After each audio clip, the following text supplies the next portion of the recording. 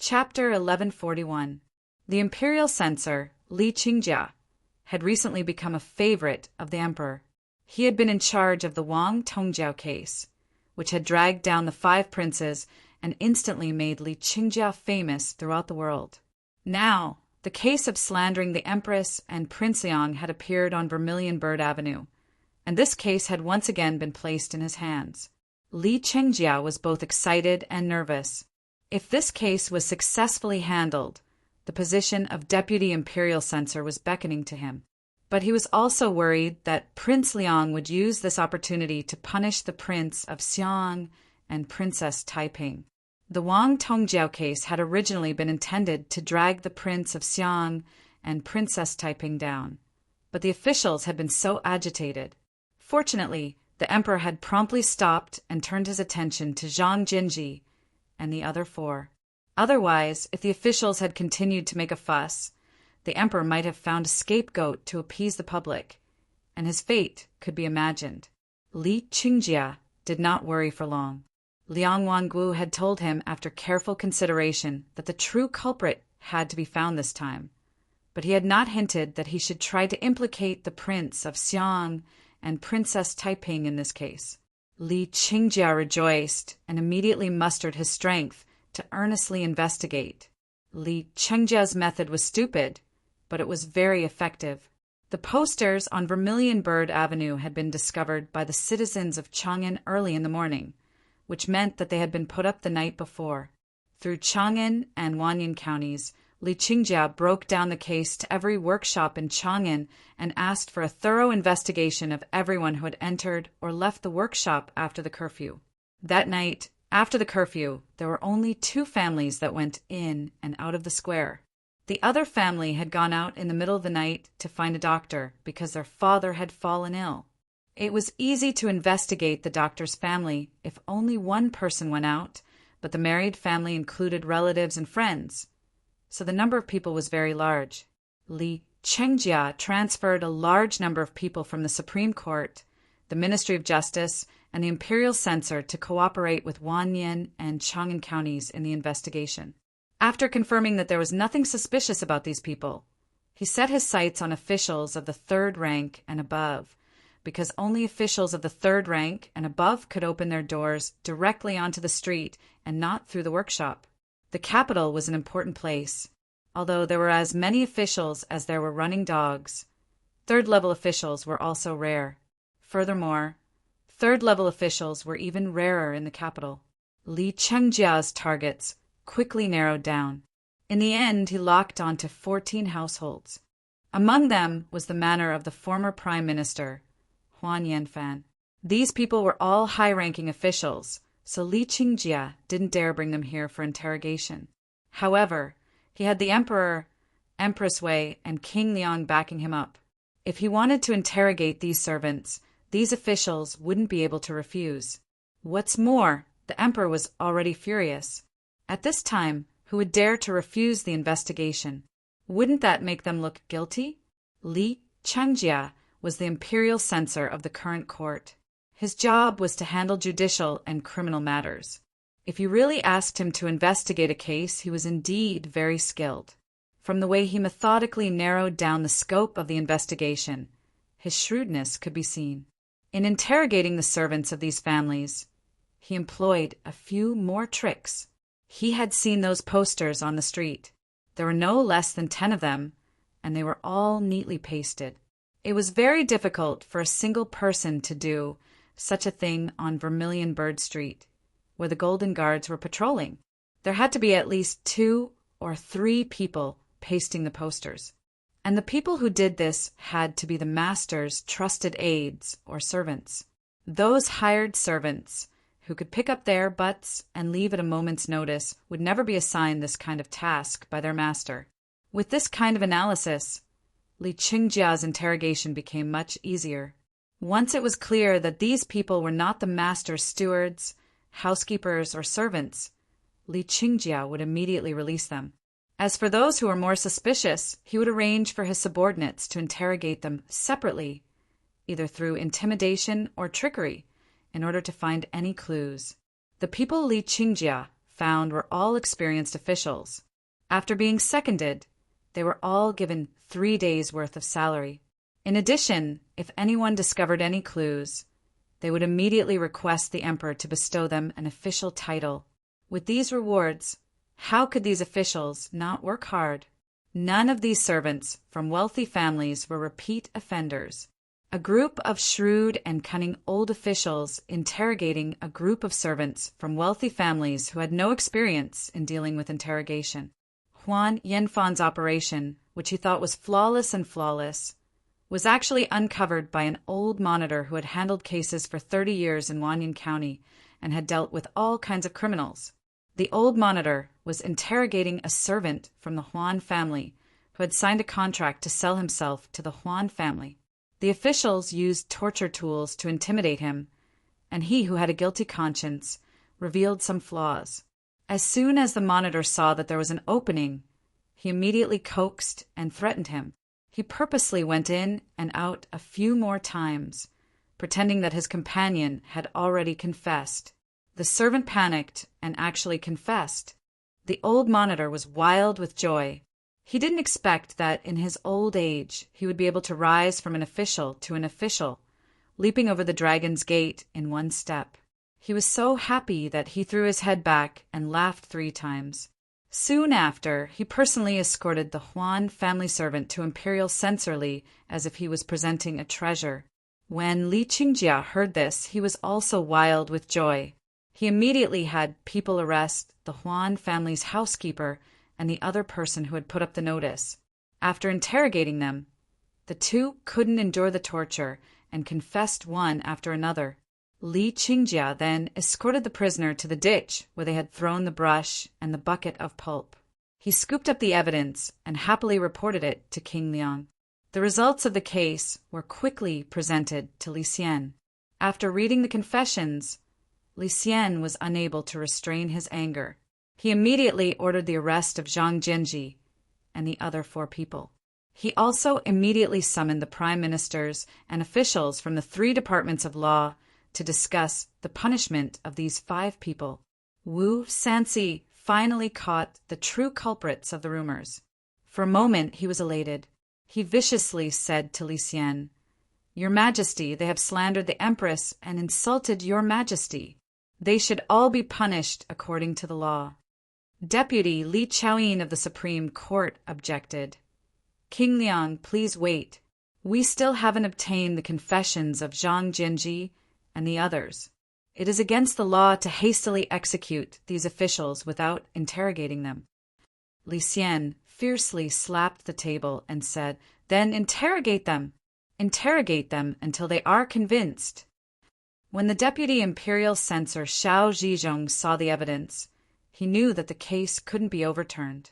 He couldn't help but secretly blame Huan Yanfan for being blinded by greed. Now that the witnesses and material evidence were present, even if they were interrogated, what could they do even if they gritted their teeth and refused to confess? These people were servants of their family, and they had ready-made evidence. What else could they do?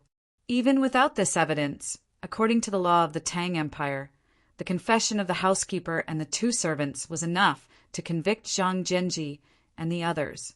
Xiao Zhizhong suddenly had an idea. He suddenly said, "Your Majesty, Zhang Jinji and the others helped your Majesty ascend the throne. This matter is known by the world.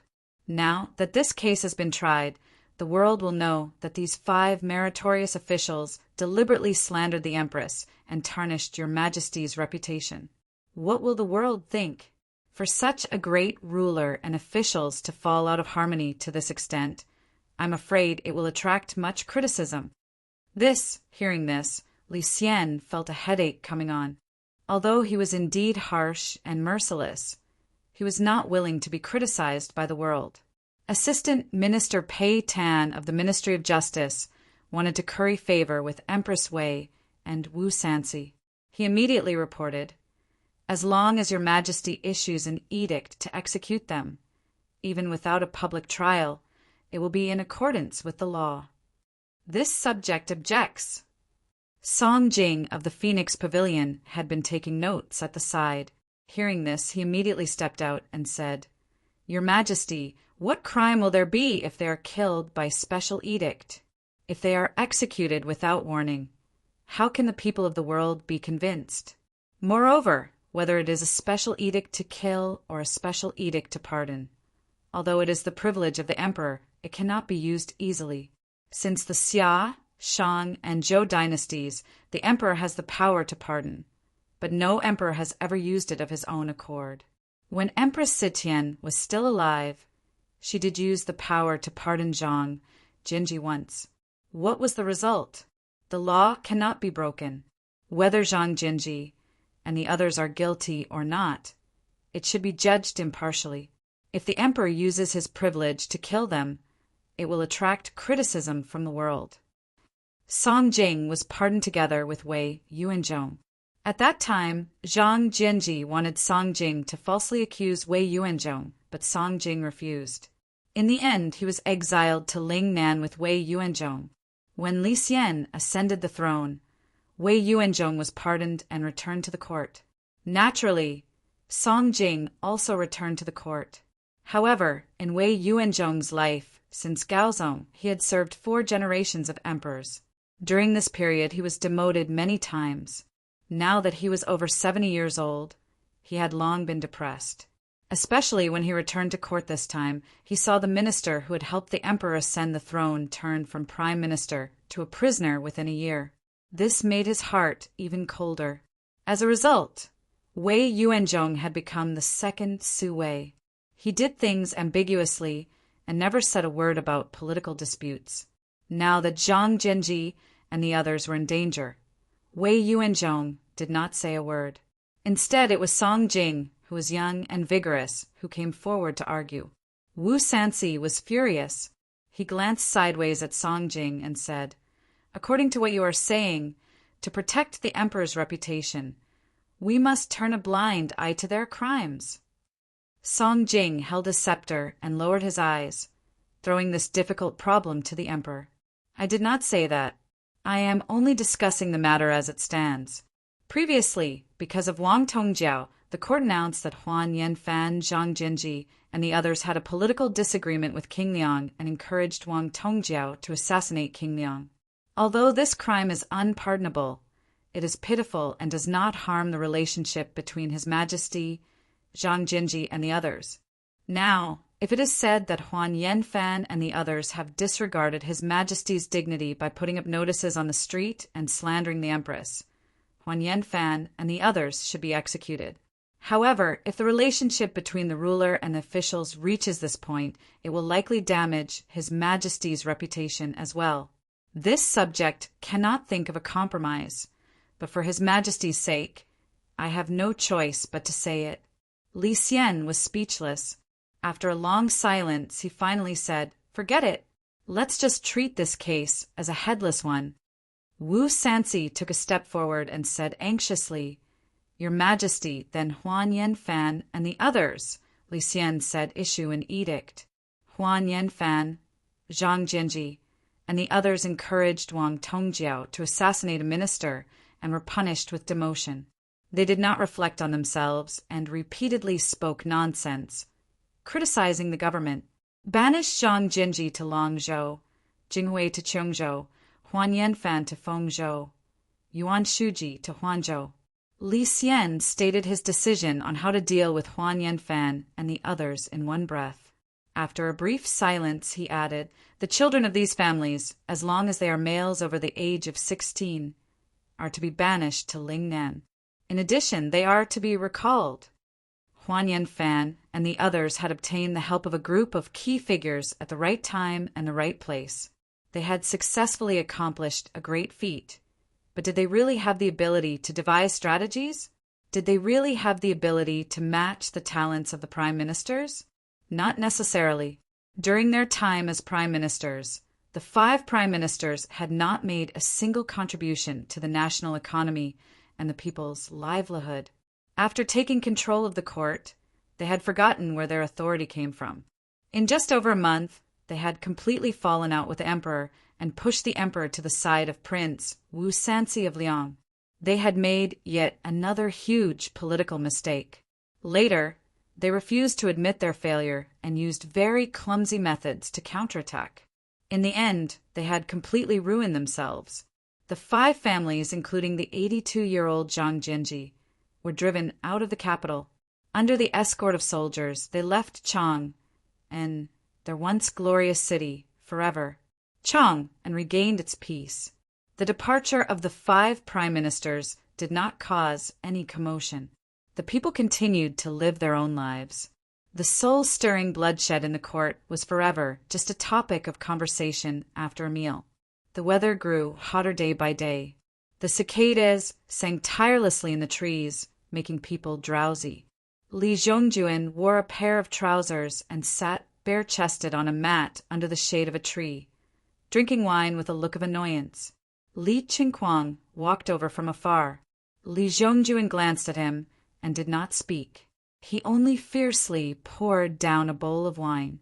Li Qingquang did not show any courtesy.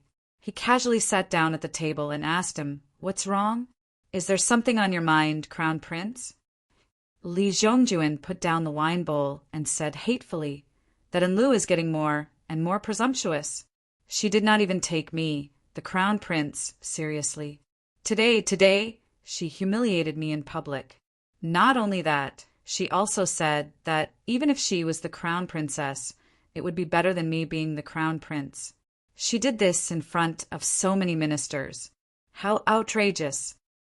As Li Zhongjuan spoke, his hands could not help but tremble. Li Qingquang wanted to say something, but stopped. He secretly glanced at him and suddenly sighed heavily. He took a wine bowl and filled it for himself. He drank it down with a depressed face. Li Zhongjuan said, "What? You have something to say?" Li Qingquang gave a long sigh and said in a low voice, "Crown Prince, the situation is really not good." Li Zhongjuan's expression tightened and he hurriedly said, "What do you mean?" Li Qingquang said, "Song Jing was chased out of the capital because he spoke up for Huan Yanfan and the others. He was demoted to become the chief clerk of Bing Province. Li Chaoyin was also demoted to Wenxi County Magistrate for the same reason. Do you know about this?" Li Zhongjuan said in bewilderment, "I know. What about it?" Li Qingquang said, "Right now, the Wei families Wei Jie, Wei Zhua, Wei Bo, Wei Xian, and the others have all been appointed to important positions. Empress Wei's power has expanded greatly, and she is colluding with the Wu clan. Who can stop her? Don't forget, Princess Enlu is the Empress daughter. The Empress' son is already dead. If the Wei family continues to grow, Enlu may become the crown princess." Li Zhongjuan sneered, "Since ancient times, there has never been a crown princess." Li Qingquang interrupted, "Since ancient times, there has never been a female emperor, but this dynasty has won." Li Zhongjuan's expression suddenly changed. Li Qingquang said, "Crown Prince, do you know what happened to Huan Yanfan and the others?" Li Zhongjuan was surprised. Weren't they exiled to the south? Li Qingquang said with a bitter smile, "Crown Prince, you shouldn't just keep your eyes on a place as large as the palace. You should also look at the rest of the world.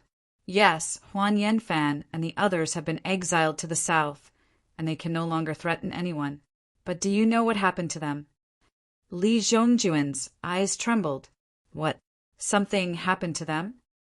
Li Qingquang took a deep breath and said, "Zhang Jianji was old and weak, and his hatred turned him into an illness. He fell ill as soon as he arrived in New Province and passed away. Zhang Jianji was already 82 years old, and his natural years were almost up. Even though he died of illness, he could be considered to have died of old age. Huan Yanfan, on the other hand, was miserable. King Liang's lackey, Zhou Lizhen, caught up to him while he was being escorted. She had him tied up and dragged along a bamboo pole. The bamboo was as sharp as a knife, and Huan Yanfan's body was covered in cuts and bruises. His flesh was scraped off by the bamboo pole, revealing his ghastly white bones. He was tortured to death. Li Zhongjuan's body trembled, and his heart began to pound. Li Qingquang continued, "Jing Hui was even more miserable. Wu Sansi sent people to torture him to death. Meanwhile, Yuan Shuji was forced to drink poisonous kudzu vine juice. He felt as if his internal organs were on fire, and he clawed at the soil with his hands. His nails were ground down, and his arms sank deep into the soil. In the end, Li Zhongjuan shouted, "Don't say any more!" Li Qingquang shut his mouth. After a long time, he sighed softly, cutting the weeds and pulling out the roots.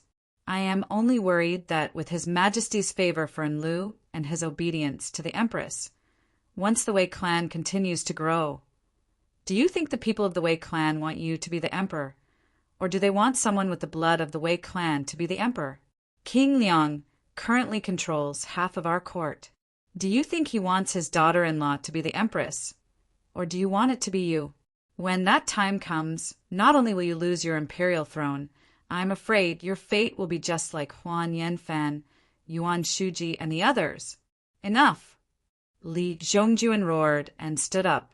He was panting heavily, his face as pale as paper, and his eyes shone with fear and madness. Li Zhongjuan paced around like a trapped beast for a long time. Suddenly, he knelt on the ground and crawled a few steps toward Li Qingquang. He grabbed his hand and begged, "Qingquang, tell me, what should I do now?" Li Qingquang sternly said, "The one who strikes first gains the advantage. Crown Prince, if you want to keep your imperial throne and your life, you must make a decision." Li Zhongjuan immediately slumped to the ground and muttered, What should I decide? The Prince of Xiang has never interacted with me, and I've never been familiar with Aunt Taiping. What should I do?" Li Qingquang said, "The Crown Prince is truly muddle-headed. When Zhang Zhenji and the others pulled Emperor Zetian off the throne, what did they have in their hands? The Crown Prince only needs an army that listens to you. You don't need too many. You just need to be able to control the inner palace. Do you think that the Prince of Xiang and Princess Taiping won't recognize you as emperor once this is done?" Li Zhongjuan looked at Li Qingquang and said in confusion, "An army? Although I am the crown prince and have 6 armies under my command, these 6 armies have never been handed over to me. They are currently in the hands of the empress's cousin, Wei Jie." A strange light flashed through Li Qingquang's eyes. The crown prince has so many close friends in the army. Are they all useless? Li Zhongjuan suddenly understood. That's right. They are all officers of the Featherwood Guard. If they can help me. Li Zhongjuan suddenly hesitated. But for something like losing their heads, would they be willing to die for me? Li Zhongjuan emphasized each word. Once you succeed, you will be the son of heaven, and they will be your subjects. Men die for wealth, and birds die for food. As long as you bribe them with great benefits, who can resist such an enticement? Chapter 1142. In the summer night, the occasional chirping of cicadas shattered the tranquility of the night. Yang Fan and Dugu Huizhi returned from their night patrol. Although they were wearing light robes and no armor, they were still drenched in sweat. Yang Fan yawned and said to the accompanying guards, "Everyone has worked hard. Go back and take a bath. Rest early. The weather is too stuffy. It won't be easy to fall asleep in a short time." The soldiers dispersed one after another, but Dugu Huizhi moved closer to Yang Fan and said mysteriously, "Great General, please come to this general's tent for a chat." Yang Fan looked at his mysterious expression and curiously followed him into his residence. He saw that the light in the tent was as bright as a bean, and there were 4 side dishes on the table to go with the wine. There was also a pot of wine and 2 wine cups on the side. Yang Fan said as soon as he saw this, "It's already late. Let's rest early." Dugu Huizhi grabbed Yang Fan and said with a smile, "Great General, don't be anxious. Please sit down. This general has something to say." The prohibition of alcohol in the army only began in the Song dynasty. At this time, there was no strict prohibition of alcohol in the army. Moreover, Dugu Huizhi was one of Yang Fan's 5 tiger generals. Yang Fan couldn't refuse him and could only sit opposite him in the tent. Dugu Hueji poured a cup of wine for Yang Fan and said with a shameless smile, "Great General, this general wants to ask for a leave of absence next month. Just 10 days will do. If this general can rest for half a month, then this general will be even more grateful for your great kindness." Yang Fan said in astonishment, "Why are you asking for a leave? Is there something going on at home?" Dugu Hueji smiled bashfully and said, "To be honest, this general is getting married next month." Oh, a smile also appeared on Yang Fan's face when he heard this. He said, "Good, this is a good thing. If I didn't allow your leave, wouldn't that be too unreasonable? Why didn't Dugu you tell me about this?" Dugu Hueji said awkwardly, "This general isn't considered a close branch of the Dugu family. This general's marriage won't disturb the clan lord." Yang Fan knew that although Dugu Hueji was capable and could be considered a general, he wasn't a close descendant of the Dugu family.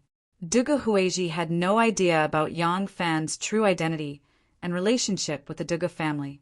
He had always thought that Yang Fan was only a close friend of the Dugu family lord, Dugu Yu. Yang Fan was afraid that he would be embarrassed, so he quickly changed the topic and said, "If that's the case, it's really a happy occasion. Where do you plan to hold your wedding? Our brothers in the army should go and join in the fun." Dugu Huiji said, "My home is in Shanghua. The journey is a little far. I'm afraid my brothers will not be able to make it in time. How about this? When I get married and come back, I'll treat my comrades to a few cups of wine. This general's home is in Shanghua, and it's a bit far. I'm afraid we won't be able to make it in time. General Dugu, I'll borrow your wine and congratulate you in advance." Dugu Hueji hurriedly filled his own cup and raised it with both hands. He said happily to Yang Fan, "Thank you, General Dugu. Please." Dugu Hueji hurriedly filled his own cup and raised it with both hands. He said happily to Yang Fan, "Thank you, General Dugu. Please." The Eastern Palace. The Yongchun Gate opened. A group of armed imperial soldiers silently flashed through the gate. The patrolling soldiers of the Jinwu Guards acted as if they didn't see them. Instead, they kept looking around as if worried that others would see them. Li Zhongjuan was a martial man and had been bullied badly by Enlu. Now that he had made up his mind, he was no longer afraid. He was fully armored and stood quietly in front of illustrious Virtue Hall with Li Qingquang, his heart burning with anxiety. "Crown Prince, General Li Duozhua, is here." The general of the Right Imperial Guards, Li Sihong, hurried in from the illustrious Virtue Gate and said to Li Zhongjuan in a low voice. In reality, the Eastern Palace was very large. Although it was a quiet night if he stood there and roared, even if he broke his throat, no one outside of the Eastern Palace would hear him. But tonight he was in the business of killing people. How could he not be nervous? Li Zhongjun was overjoyed and hurriedly went forward to welcome them. He saw a group of Yulin royal guards flash into the gate of illustrious virtue and quickly split into two sides. Although it was a quiet night, they were very disciplined and looked like they were well trained. A tall figure quickly walked in. Li Zhongjuan hurried forward and said excitedly, "General Li is loyal to the country. I cannot thank you enough." Li Duozhua quickly returned the greeting and said, "The Crown Prince is the ruler. There is no need to be so courteous to me. Ever since Zhang Jianji and the other 5 meritorious officials died tragically, many of my comrades in the army have been purged. Now, Empress Wei is constantly inserting trusted aides into the army. The world will soon be named Wei. This old official will only be loyal to Li. This hot blood will naturally serve the Crown Prince." Li Zhongjuan grabbed his hand, shook it hard, and said, "All right, good, good. I will remember General's loyalty in my heart. Has the loyal General Shachi arrived?" Li Duozhua's son-in-law, Yi Huli, continued, "Before I left, I sent someone to deliver a letter to General Shachi. He should be arriving soon." Li Duozhua was from the Swanee tribe. His son-in-law, Yi Huli, was a Turk. Qi was from the Sha Tuo tribe, but these people were all generals of the Tang dynasty. Now that the Wei family was constantly inserting trusted aides into the army and ostracizing the old generals, these people had long been dissatisfied. So when Li Zhongjuan recruited them, they resolutely threw their lot in with Li Zhongjuan. Just as the two sides were whispering to each other, another officer hurriedly came to report that the Prince of Cheng, Li Qianli, had arrived. This Li Qianli was the son of the Prince of Wu, Li Ku. Li Qianli was just as good at acting as his father. Back when he was in theft, he didn't care about any government affairs. He left everything to the chief clerk sent by Wu Zetian. Every day he only cared about local specialties and delivered them to Luoyang. Wu Zetian was very fond of him. As a result, when Wu Zetian massacred the members of Li Tang's imperial clan, Li Qianli remained unscathed. When Wu Zetian finally decided to return power to Li Ku, it no longer mattered to keep him far away from the court. She transferred him back to the capital. Li Qianli was a member of Li Tang's imperial clan. But even though Li Tang had restored the country, the ones ruling the world were the Wu clan and the Wei clan. Li Qianli was naturally dissatisfied. In fact, Li Qianli was more interested in the Prince of Xiang. Unfortunately, the Prince of Xiang refused to rebel despite the emperor's repeated threats. Li Qianli was greatly disappointed. Now that the crown prince was recruiting him, the uncle and nephew naturally got along. Li Qianli was currently the left great general. Tonight, it just so happened that his men were responsible for patrolling Chang, and so Li Duozhuo was able to smoothly enter the Eastern Palace without alerting anyone. Not long after these men joined up, Shachi Zhongyi also hurried over with his men.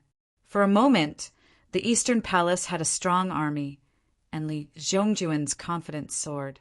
In the middle of the night, there was actually someone on the roof of the Great Wild Goose Pagoda. A lantern hung in the corner of the pagoda. The light was soft and dim, so no one had to worry about being seen. Lu Binji sat on the roof, a table in front of him.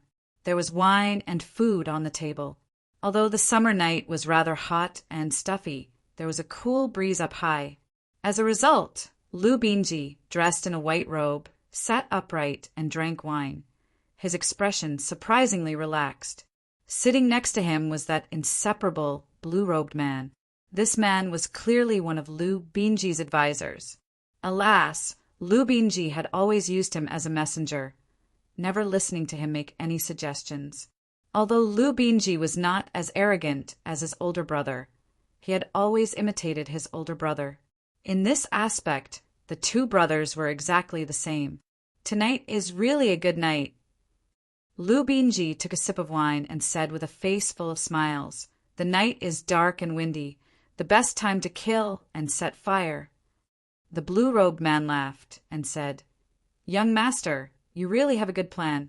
Young master, you plan in the dark, and with just a little guidance, the emperor, the empress, the crown prince, and so many nobles, generals, and ministers will move according to your wishes. Young master, you decide their fate. The emperors, generals, and ministers are just little chess pieces in your hands." Lu Binji laughed and said, "Not only do I want to drive them to work for me, but I also want them to be in the game, not knowing that their actions are guided by me. This is the beauty of knowing how to borrow and use power. I like this kind of feeling." The blue-robed man held the pot and filled Lu Binji's cup. Lu Binji raised the cup and looked at the ancient city of Chang, and where there were only a few lights and the rest was dark.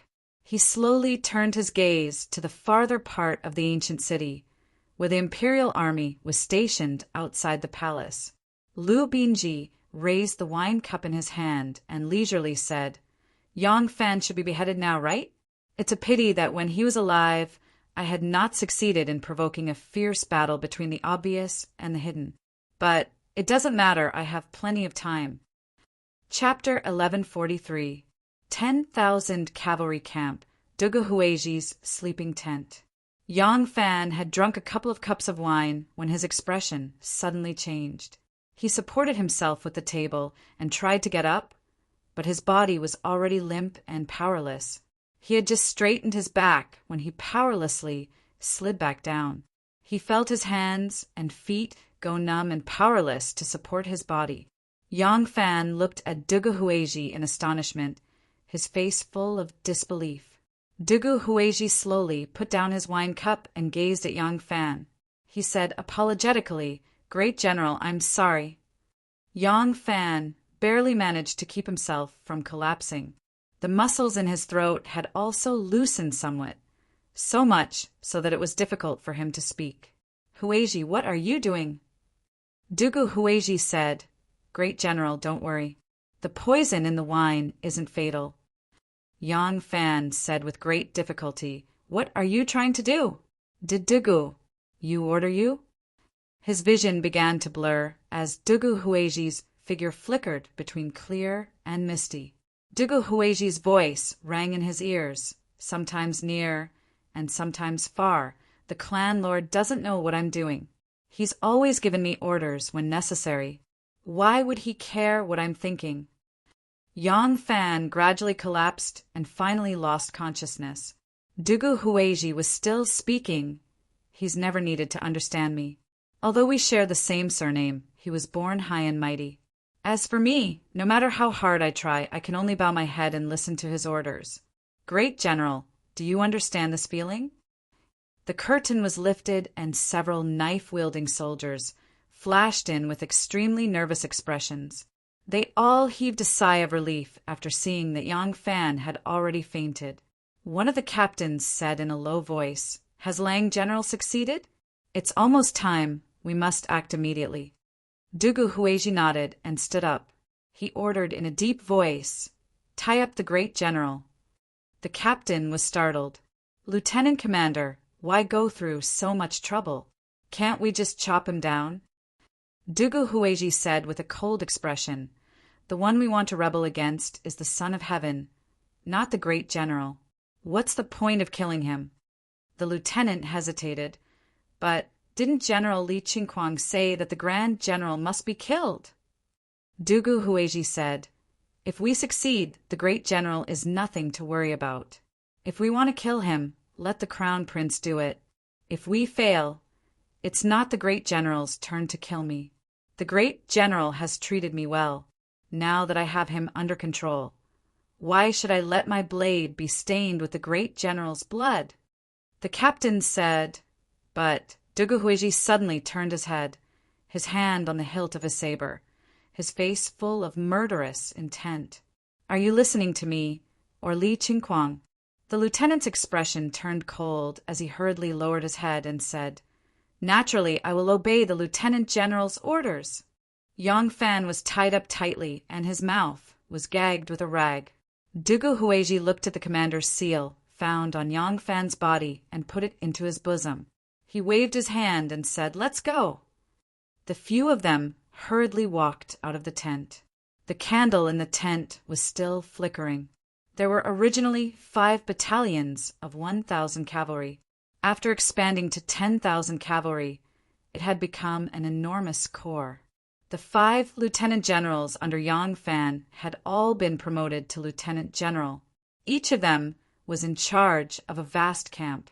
Dugu Huizhi held Yang Fan's commander's seal and hurriedly rushed to his own camp.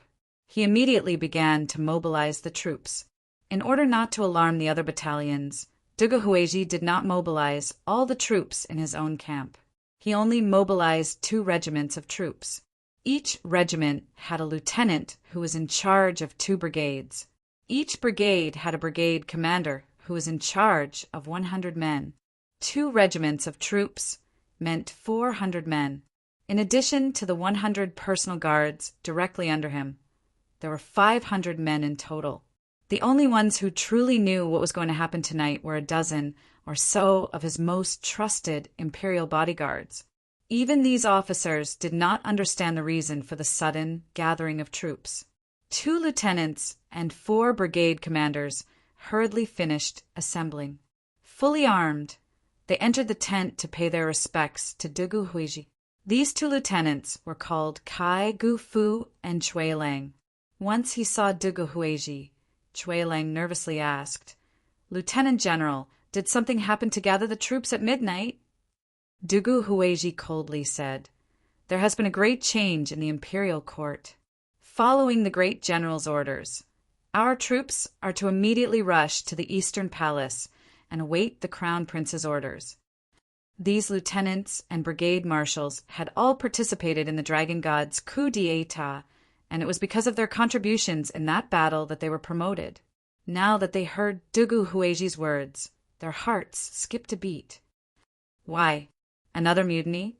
Kai Gu-fu cupped his fists and said, "Lieutenant General, do you have the great general's orders?" Dugu Hueji raised his hand and threw Yang Fan's commander's seal into Kai Gu-fu's arms.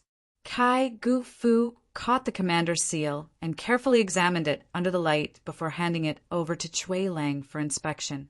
The two of them looked at the commander's seal and exchanged a look.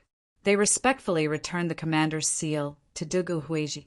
Taking a step back, they cupped their fists and said, "We will follow the Lieutenant General's orders." Dugu Hueji's heart was about to jump out of his throat. He secretly let out a sigh of relief and suppressed his nervousness. Pretending to be calm, he put away the commander's seal and shouted in a low voice, "Follow me out of the camp and immediately head to the Eastern Palace." Crown Prince Li Zhongjuan raised his head in anticipation. Finally, Dugu Hueji's troops arrived. If Li Zhongjuan wanted to launch a mutiny, the troops at hand could be considered useful. However, he had to wait for Dugu Hueji. This was because Dugu Hueji was also a core member of the Blood Alliance who participated in the mutiny. If he didn't even send a single soldier, then there was an 80 to 90% chance that something unexpected had happened. The Crown Prince's side would have to quickly adapt. How could he be at ease to launch a mutiny? Seeing Dugu Hueji arrive with his troops, Li Zhongjuan was overjoyed. He said, "Generals, the treacherous officials are in charge. The country is in danger. Tonight, let us use the sharp swords in our hands to turn the tide." Li Duozhua said, "Crown Prince, please give your orders." Li Zhongjuan said, "I have thought about it carefully. Great General and I will personally lead the way. We will attack the Liang household and eliminate this treacherous official. My imperial uncle Wang Qiansui will lead the way. We will occupy the palace's various gates and clear the obstacles for us to enter the palace. As long as we kill King Liang, the Wu clan will not be a threat. Once this person is dead, our external aid will be cut off. After we enter the palace, we can act calmly." The people present were all military generals. Many of them were uncouth men who didn't even know how to read. Although they were experienced in charging and breaking through enemy lines on the battlefield, they really didn't have much experience in something as difficult as a coup. Even though Li Duozhua had personally participated in the Dragon God's coup, it was someone else who had formulated the strategy. He was only responsible for carrying it out and didn't understand the overall plan. As a result, when Li Zhongjuan said this, everyone felt that it was very logical. Although Li Qingquang was Lu Binji's spy, all he could do was intensify the conflict between the Crown Prince and Princess Anil and fan the flames of the Crown Prince's ambitions. He could not interfere too much. Otherwise, Lu Binji, who had been hiding behind the scenes, would be exposed in front of the stage. Thus, he was only responsible for inducing the Crown Prince to follow their plan and walk the path of rebellion.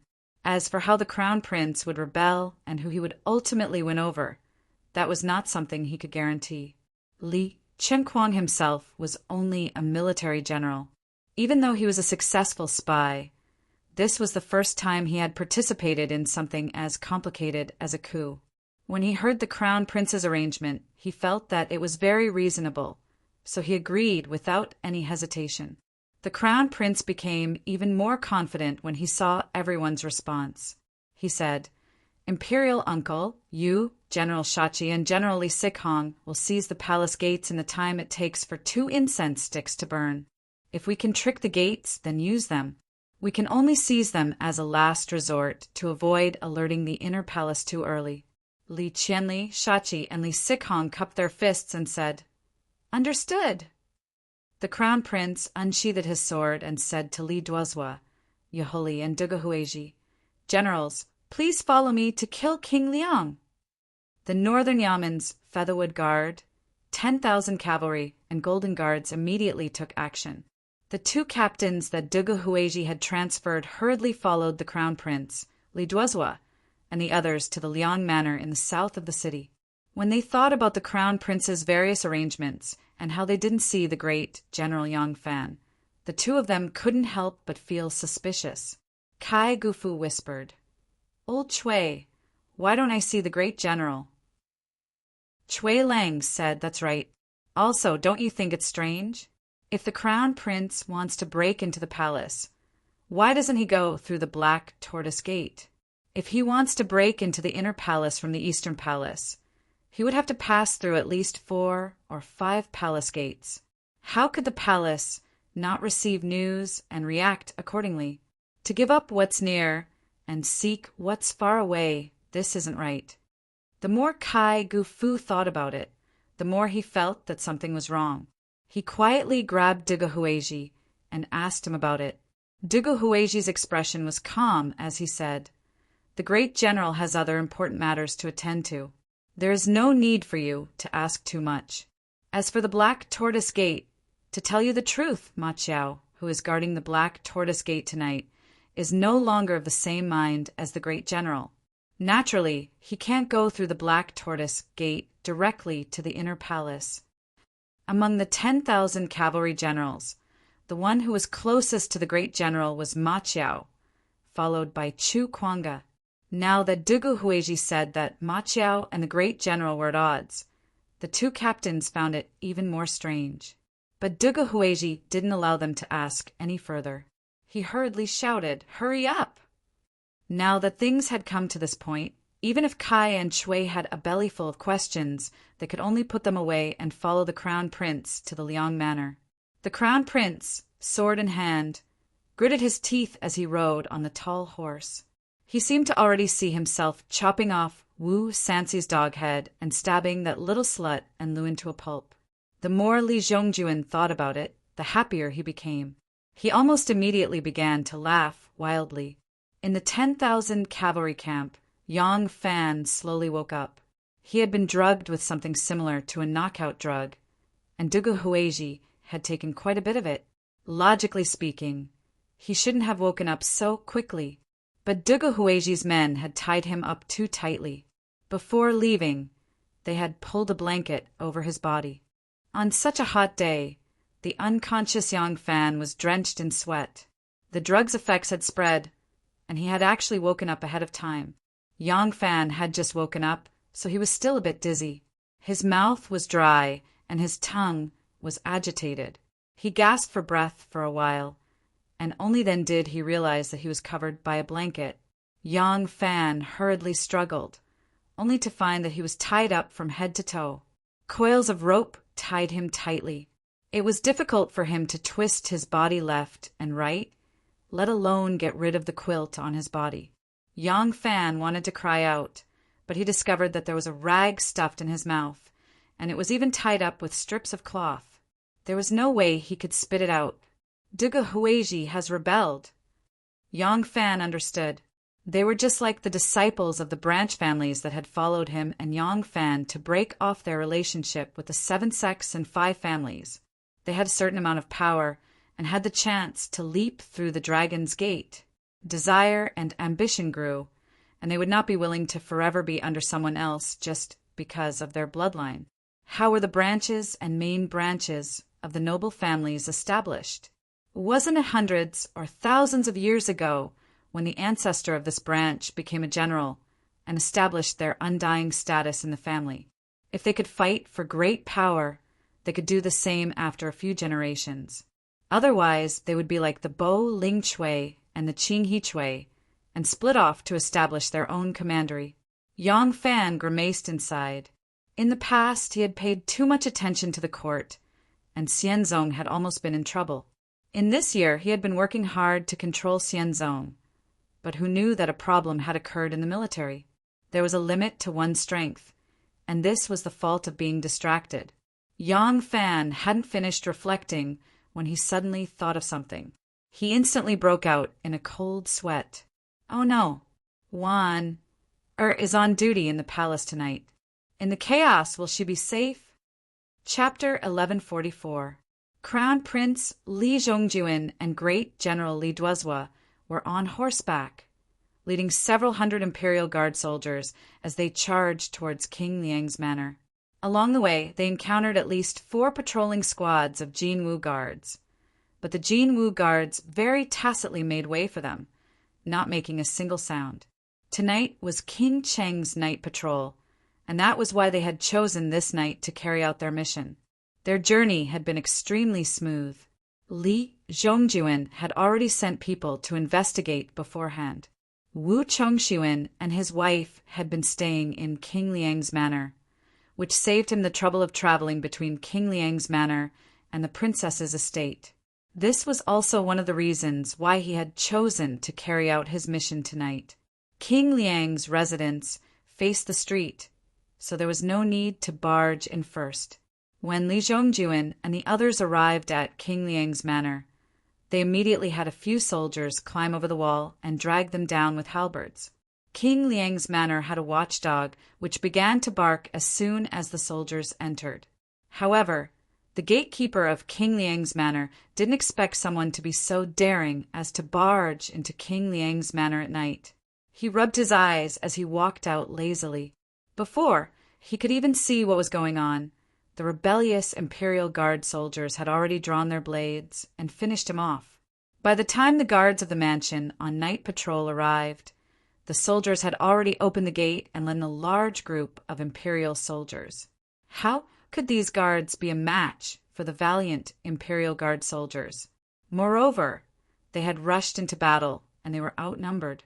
They were quickly slaughtered by the Imperial Guard soldiers. Once they scattered, the rest of the troops didn't bother them either. They only cared about protecting Li Zhongjuan and Li Duozhua as they rushed towards the back of the manor. Ah Lang, something big has happened. Ah! A family member who had rushed to King Liang's door and was pounding on the door while shouting frantically didn't even have time to finish speaking before he was stabbed to death by a soldier who rushed in. The door was kicked open, and Li Duozhua rushed in with a dozen or so personal guards in tow. What happened? Wu Sanxi was dressed in white clothes. He hurriedly parted the curtains and poked his head in. He saw Li Duozhua surging with killing intent as soon as he poked his head in. Li Duozhua shouted, "Behead him!" Wu Sanxi cried out, "Oh no!" But before he could duck his head, Li Duozhua's son-in-law, Yi Huli, chopped off his head. Inside the curtain, a young girl with a seductive body and revealing clothes was curled up in the corner of the bed. Seeing a headless corpse in front of her, she was so shocked that she screamed hysterically. However, her screams only lasted for a moment before they abruptly stopped. She was also stabbed to death on the bed by Yi Huli. Li Duozhua lifted Wu Sanxi's head and turned around, shouting, "Kill! Kill everyone in the martial palace and return to the palace immediately." A massacre began. The soldiers had received orders before they even broke through the gates. Kill everyone, don't leave anyone alive. That was why they began a massacre as soon as they entered King Liang's manor. However, as soon as they entered, they charged towards the rear residence, where the Wu clan master and his family resided. As a result, most of the servants in the 2 rooms had ample time to hide or escape through the walls. The martial palace was so large that no one had any time to spare for them. However, Wu Sanxi's family was out of luck. Even though these soldiers saw that King Liang's manor was richly decorated with gold and jade ornaments, so they took quite a few in passing, this didn't stop them from killing. King Liang's Wu Sanxi was killed, and then his sons, wives, and concubines were killed one after another. There were people in the martial palace who knew martial arts as well, but they were unarmed, and these soldiers were in groups of 3 to 5. Even a fierce tiger couldn't stand up to a pack of wolves, let alone these people who had always lived like princes. Even though they knew some martial arts, it was limited. Where is that slut and Lu? Li Zhongjuan's eyes were bloodshot as soon as he entered King Liang's manor. King Liang's manor was extremely large, with many doors and many courtyards. He had no idea where Princess and Lu lived. In his haste, he grabbed a servant to lead the way, and only then did he arrive at Princess and Lu and Wu Chongshuan's residence. Her Highness, the princess, lives here. With Li Zhongjuan's sword pressed against that servant's neck, his words were trembling with fear. When Li Zhongjuan saw Princess and Li's small building, a trace of ferocious hatred flashed through his eyes. He forcefully swiped the sword in his hand, and the servant spun around and fell to the ground. Blood gushed out from his throat, and his body twitched violently like a chicken with its throat cut. However, he couldn't scream any more. Li Zhongjuan leaped up the stairs and kicked the door heavily. Li Zhongjuan loved martial arts, and his martial arts were quite good. With this kick, the door split in two. Li Zhongjuan immediately rushed in with his sword in hand, shouting, "Slut and Lu, hand over your life!" Li Zhongjuan was the flag of the coup. If anything happened to him, it would be a huge problem. No one would dare to let anything happen to him. When Dugu Hueji saw this, he immediately chased after Li Zhongjuan and circled around the screen. The princess' bedroom was very gorgeous. There was a lamp burning on the table. The light was already bright, and the soldiers were also holding torches, so the room was brightly illuminated. Dugu Hueji rushed over first. He lifted the curtains and used his knife to lift the quilt, and was shocked to find that there was no one under the quilt. Li Zhongjuan walked over and touched the bed. His eyes immediately widened, and he sternly shouted, "It's still warm. It couldn't have gone far. Search." Gao Chu led a few soldiers holding halberds and walked towards the commander's tent with torches. Gao Chu was now the Zhaowu commandant under the command of 10,000 cavalry battalions champion general Yang Fan. Tonight he was the one leading the patrol. Although it was a period of peace, this was under the rule of the emperor. Yang Fan had always been strict with the army and often personally patrolled the entire camp. Under his example, none of the generals in the camp dared to neglect their patrol duty. Dragon God. Resurgence. The password matched. The two soldiers standing guard in front of the commander's tent immediately put away their spears. They didn't have any lanterns. In the silent night, almost no one could see them. However, Gao Chu and the others had come with torches, so after walking for a short distance, they could see Gao Chu's appearance clearly. One of the soldiers on duty immediately smiled and greeted him. "You've worked hard, Commandant Gao." Gao Chu shushed him and said, "Keep your voice down. Don't disturb the general's rest." The soldier smiled and said, "They just put on a big show this afternoon. If there's thunder now, I'm afraid the generals might not wake up." Gao Chu laughed and scolded him. He walked closer and saw his appearance. He said in surprise, "Qianyue, why are you guarding the gate?" Qianyue hurriedly said, "I changed my name a long time ago. Now I'm called Xiaoyuka. The soldier on duty tonight isn't feeling well, so I'm taking his place." Gao Chu said, "Isn't it because the great general always calls you Qianyue, Qianyue? I'm used to it." Gao Chu stopped and looked him up and down. He said with a smile, not bad, "You love your soldiers like your children. As a general, you're actually taking your subordinate's place. Not bad." Qianyue laughed dryly and said bashfully, "That person is my brother-in-law." When he said this, everyone present couldn't help but laugh. Before they could finish laughing, one of them suddenly exclaimed, "What's that?" As he said this, he pulled out the saber at his waist. Gao Chu and the others were startled and immediately looked in the direction he was looking at. They also raised their weapons warily. Gao Chu took a closer look and said doubtfully, "What's that?" "You brat, don't be so surprised. Are you seeing things?" "Ah." At this point, Gao Chu Gang suddenly exclaimed. He saw something on the ground suddenly move, and with this movement, it sprang forward a distance. Its movement was a little like an inchworm, but looking at it, it was at least a few hundred times bigger than an inchworm. Gao Chu pulled out his saber and raised his arm. The people he brought and Xiao Yuka immediately spread out in a battle formation. Gao Chu shouted, "Who is it? If you don't answer, I'm going to make my move." The black shadow moved again, but this time it only bounced on the spot and didn't move forward. Gao Chu pointed his saber forward and cautiously approached step by step.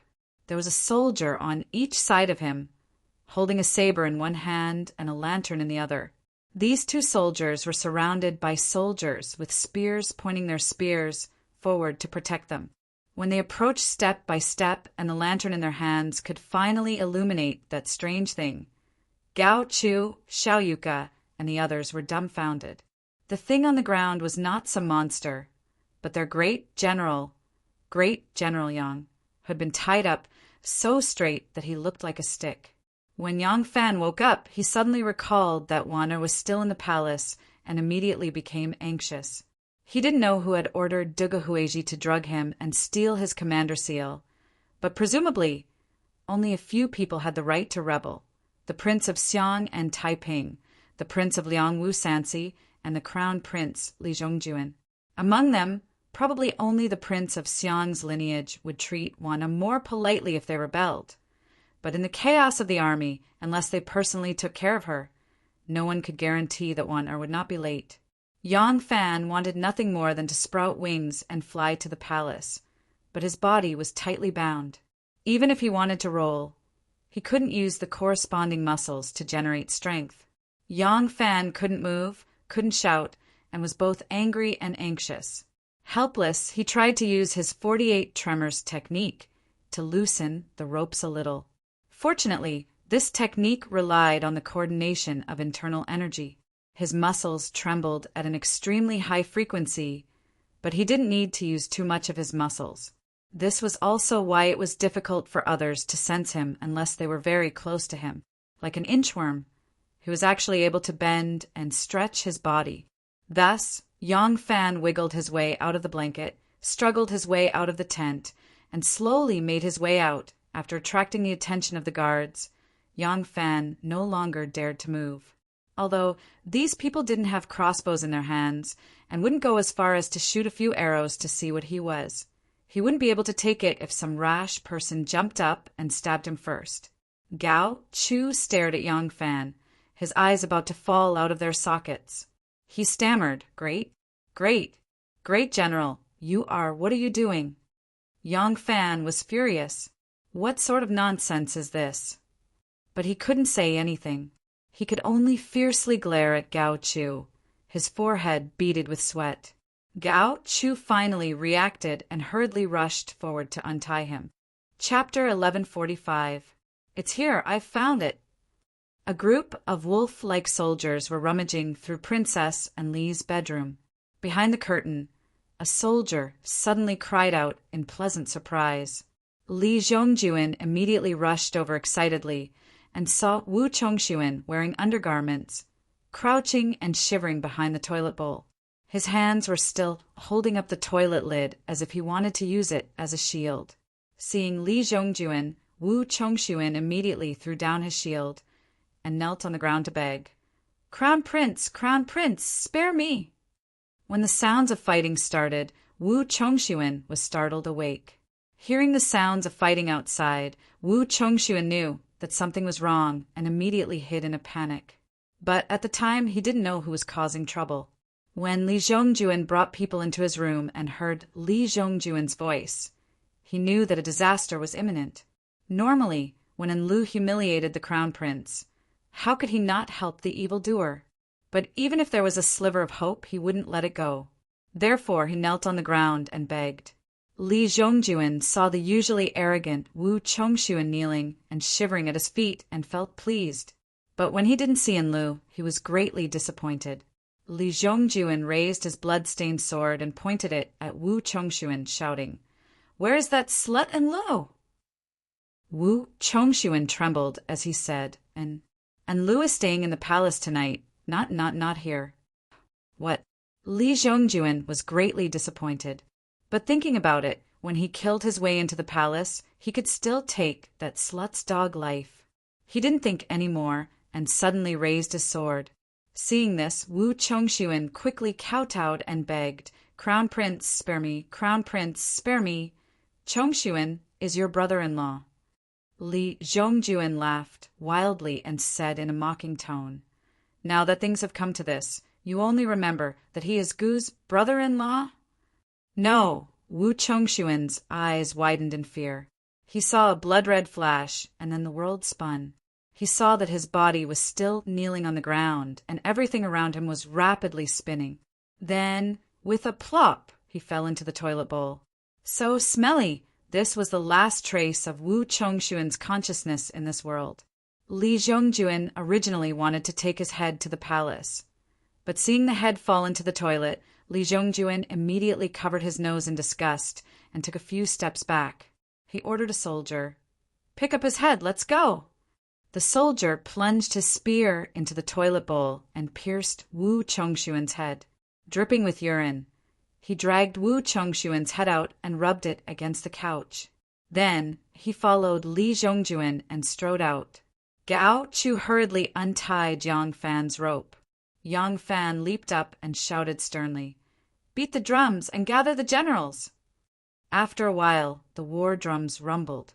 The well-trained generals quickly gathered in the commander's tent. Although Yang Fan had a high status, he was never afraid to put himself in danger. If he could solve the problem by rushing to the imperial palace alone, he would have already taken his horse and rushed to the Black Tortoise Gate the moment he was released. But this kind of matter could not be solved by relying on the martial bravery of the Jianghu people. Up until now, he still did not know who was rebelling tonight and how many people were involved. Moreover, to single-handedly charge into the imperial palace and search for a person he wanted to save in such a large area and among the countless buildings was really an impossible task. Li Zhongjuan did what he thought of. It really lived up to the saying, "A random punch can kill an old master." The situation was so sudden that there was not the slightest clue. No power had noticed it. Yang Fan wanted to beat the drums and gather the generals, but he also wanted to know how many of his subordinates were involved. In a flash, the commander's tent was filled with generals. Seeing Yang Fan standing at the head of the table with a murderous look on his face, although the generals were surprised, they did not dare to ask anything. When the drums were beaten and the generals were all present, Yang Fan called the roll call. He found that other than Ma Chao's troops who were on duty at the Black Tortoise Gate tonight, only Duge Huiji, Kaigu's residents, and Chui Lang were not present. Yang Fan made up his mind and immediately issued a military order. He ordered Huang Xuchang, Lu Maofeng, and the others to lead their troops to the streets and control the Gate of Sky Influence of the Taiji Palace and Chongming Gate of the Eastern Palace. He then ordered Chu Kuang's troops and himself to reinforce the Black Tortoise Gate. Su Liang's troops would control the West Inner Garden to ensure a path of retreat. Su Liang was a military major and was Yang Fan's assistant. When he heard Yang Fan's arrangement, Su Liang frowned. He stepped out and asked, "Great General, what happened? We are still confused. Please tell us." Although Yang Fan was extremely worried, he knew that if he did not reveal any information, the generals would not know what to do. When they arrived at the location, they would not know what to do if something happened. Yang Fan could only briefly explain the situation to them. However, his knowledge was also very limited. He only knew that there were people who wanted to rebel, but he did not know the specifics. When Su Liang heard this, he objected, "Great General, we do not know who is the one who wants to rebel and which troops are involved. Once we kill our way to the Gate of Sky Influence and Chongming Gate, we will encounter other troops. How will we know if they are rebels or troops sent to rescue the emperor? How will the other troops know where we stand? What should we do then? Once we start fighting, and the other party is the troops sent to rescue the emperor, who can vouch for the great general and prove that the great general is loyal to the emperor. At that time, we will be labeled as rebels." Yang Fan suddenly came to a realization. His concern had really made him confused. Right now, he only wanted to quickly control the palace and control everything in his hands. However, with the current chaotic situation, if he were to act rashly, it would only make the situation even more chaotic. Once his troops were sent out, he would not be able to contact them in time.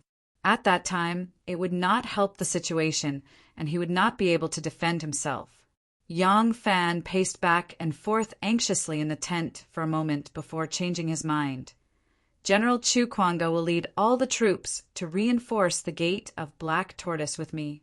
General Su Liang will suppress the central troops, and all the troops will not unsaddle or take off their armor. Gao Chu will be in charge of communication.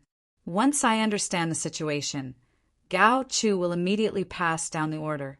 All troops must not slack off, and those who disobey will be executed.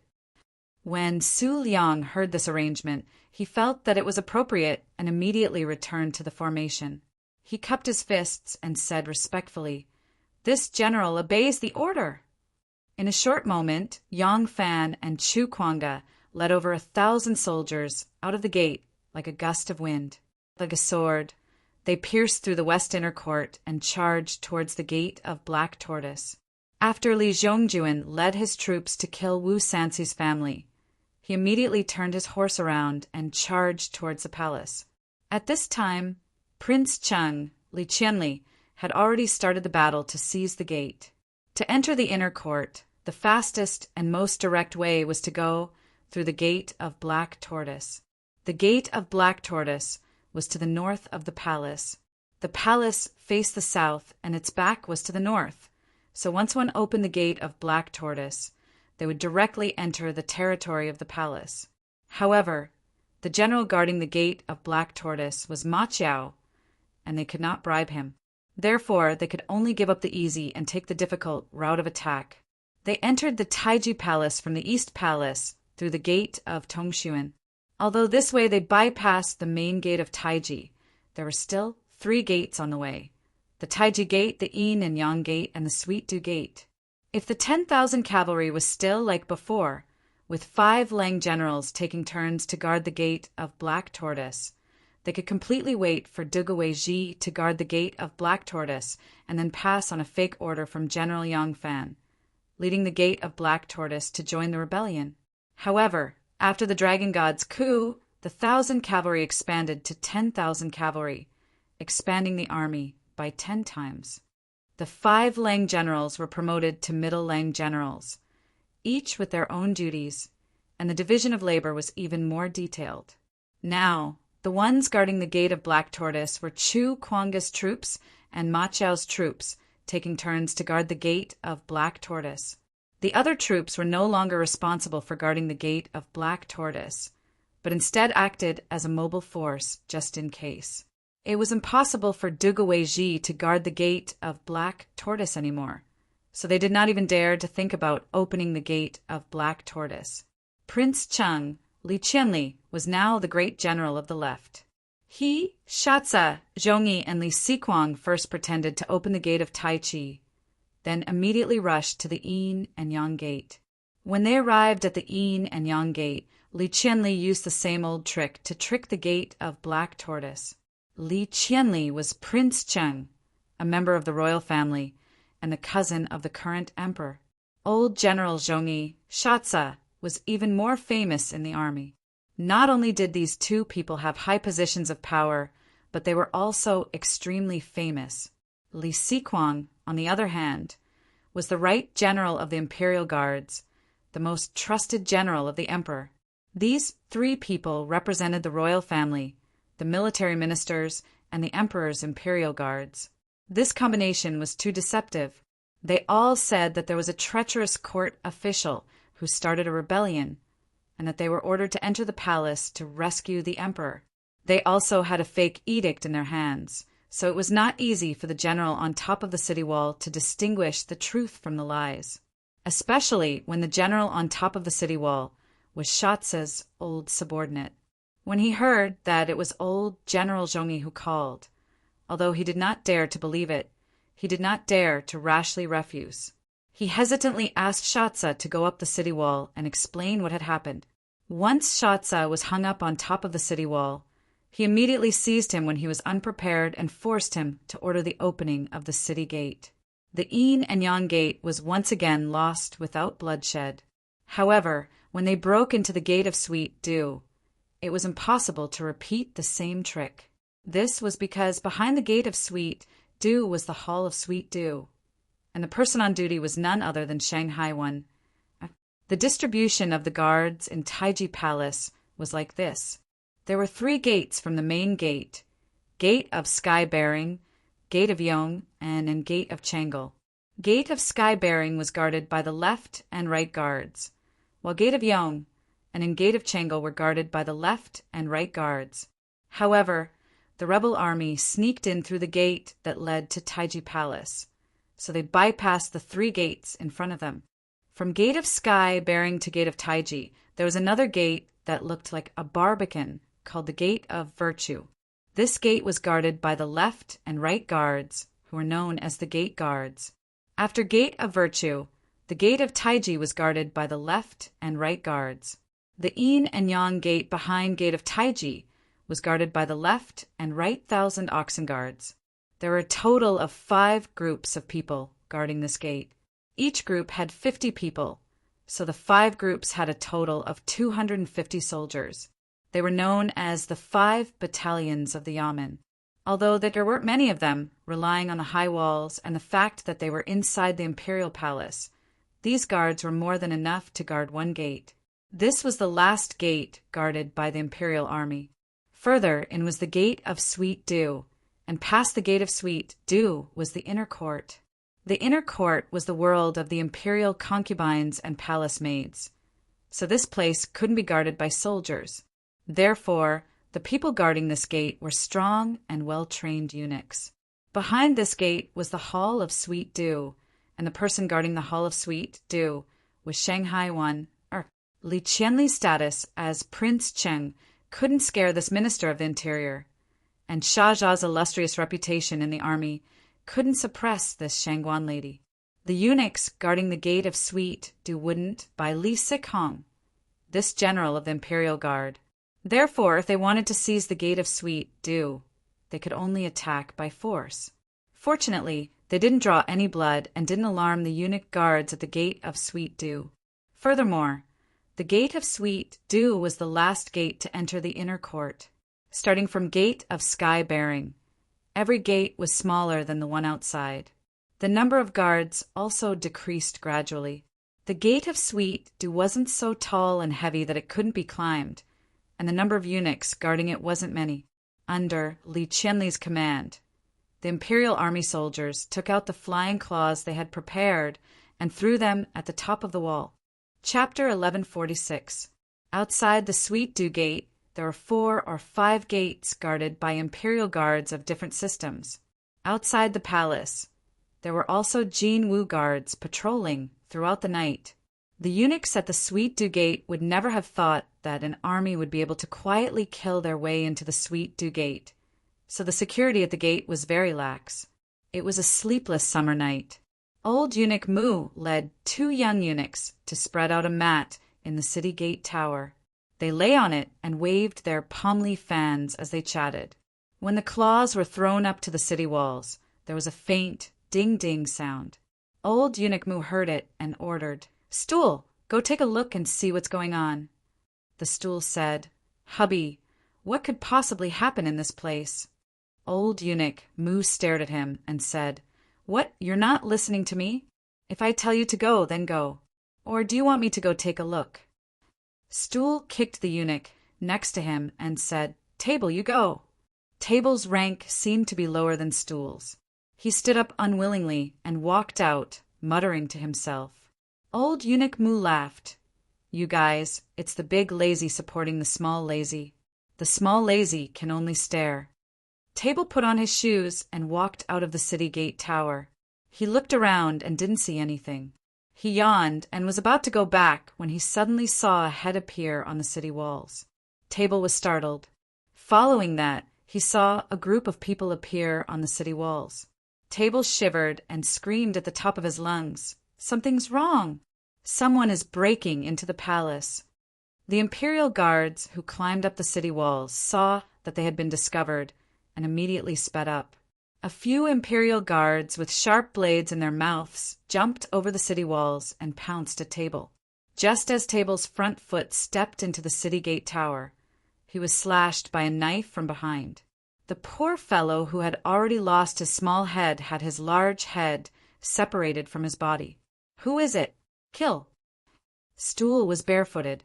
He waved his knife and rushed over. Kang Kung, after a few exchanges, he was slashed to the ground by 2 imperial guards. At this time, old eunuch Mu had already climbed up to the 2nd floor in a panic. He pulled the bell rope and rang the alarm bell. The eunuchs who were guarding the city wall immediately rushed out of their dormitories, their clothes in disarray. Sounds of killing could be heard from the Sweet Dew Gate. Hearing the alarm, Warner immediately put on her clothes and got out of bed. Although her movements were quick, she was not flustered at all. Seeing that Warner was calm, the maids around her also calmed down.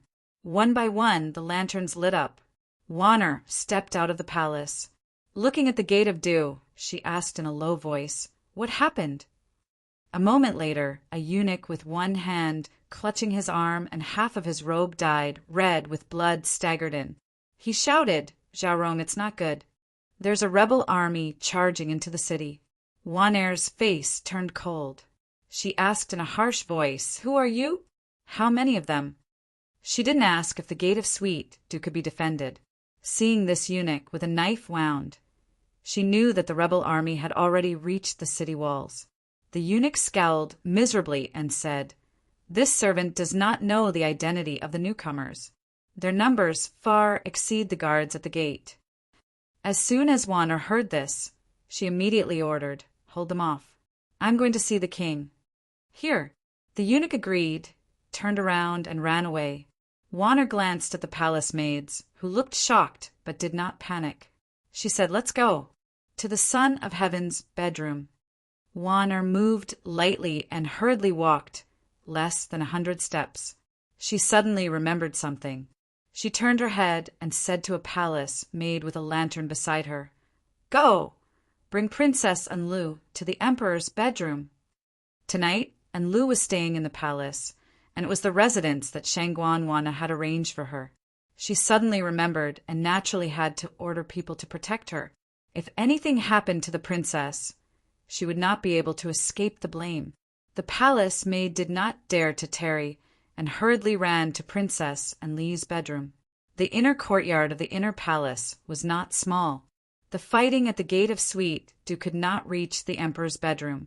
As Warner walked, she ordered people to summon all the eunuchs and find suitable people to rush to the Gate of Sweet Dew to help. Although these people could not be a match for the rebel army, the longer they could delay them, the more chances they had. Li Xian was woken up from his dream. In a moment, the Empress and Empress Wei also hurried over. The Emperor and Empress were wearing undergarments and blankets. Their hair was disheveled, and they looked abnormally wretched. It was Wan who was neatly dressed. The female officials behind her were still holding the imperial seal. They appeared panicked, but not disorderly. "Wan, what has happened?" Li Xian and his wife hurriedly asked Shanghai, Their faces were full of fear. What happened on the day of the divine dragon coup was not very far in the past for them. That time they were rebels. They had worried all night about the consequences of what would happen if they failed. Now that they had become the masters of the royal palace, they had to worry about the rebel army succeeding.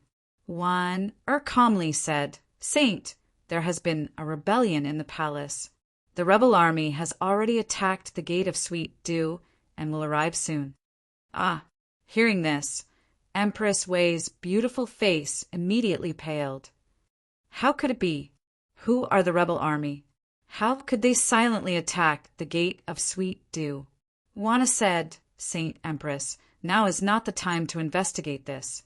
There's not a single soldier in the inner court. Just relying on the palace maids and eunuchs will not be able to stop the rebel army. Once they charge in, then the general situation will be gone. We must find a safe place to protect the saint and empress." At this time, Li Xian regretted greatly. After he ascended to the throne, He dismissed all the female guards. The new internal guards were all men, so they did not stay in the palace. At this time, he realized that the seemingly impregnable palace was not safe. It was better to have a few more armed guards by his side. He ran around in circles and said helplessly, "Shangguan Zhao's words are reasonable, but where is safe?"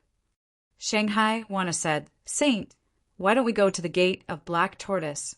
The Gate of Black Tortoise is impregnable, and there are imperial guards loyal to His Majesty guarding it. If the saint temporarily hides at the Gate of Black Tortoise, he will definitely be able to avoid the attack." Li Xian's teeth chattered. He fearfully asked, "The guards at the Gate of Black Tortoise, did they not participate in the rebellion?" Wan calmly said, "Saint, if the guards at the Gate of Black Tortoise also rebelled, why would the rebel army need to attack the Gate of Sweet Dew?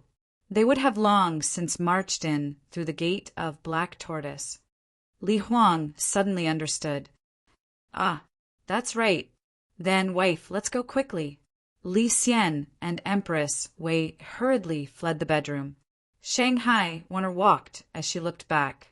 Empress Wei panicked. Has the rebel army caught up?" Wan shook her head. "It's not the rebel army. Wan sent someone to warn Her Highness Enlil.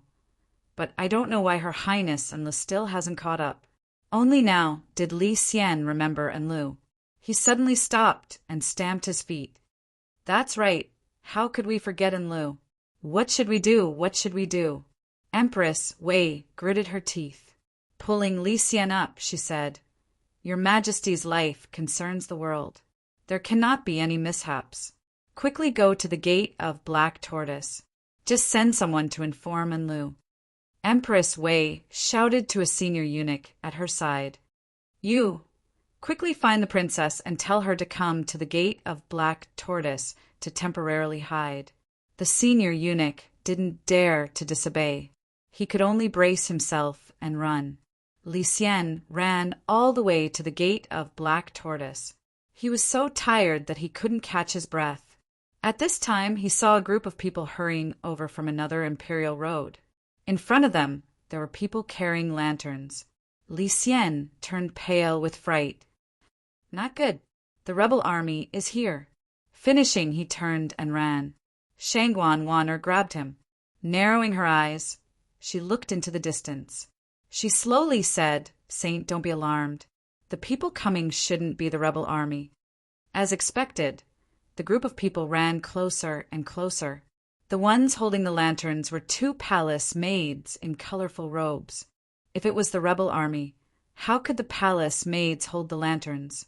Li Xian understood this logic and immediately calmed down. The group of people hurried over. The one they were escorting was actually Princess Enlil. After Princess Enlil was summoned by the people Wana sent, she heard that the rebel army was attacking the Gate of Sweet Dew. She immediately ran out of the palace and toward the Gate of Black Tortoise. Her mind worked very quickly. When she heard that the rebel army was attacking from the Gate of Sweet Dew, she knew that the guards at the Gate of Black Tortoise were definitely not a problem. However, at that time, she had only cared about her own life. She had thrown her own father and mother beyond the 9 heavens. Now that she had run into them, Enlil couldn't help feeling awkward. Her mind turned quickly. She hurriedly threw herself forward. With concern and joy, she said, "Father, mother, thank the heavens and earth. You have finally arrived. Quick, let's go up the city walls."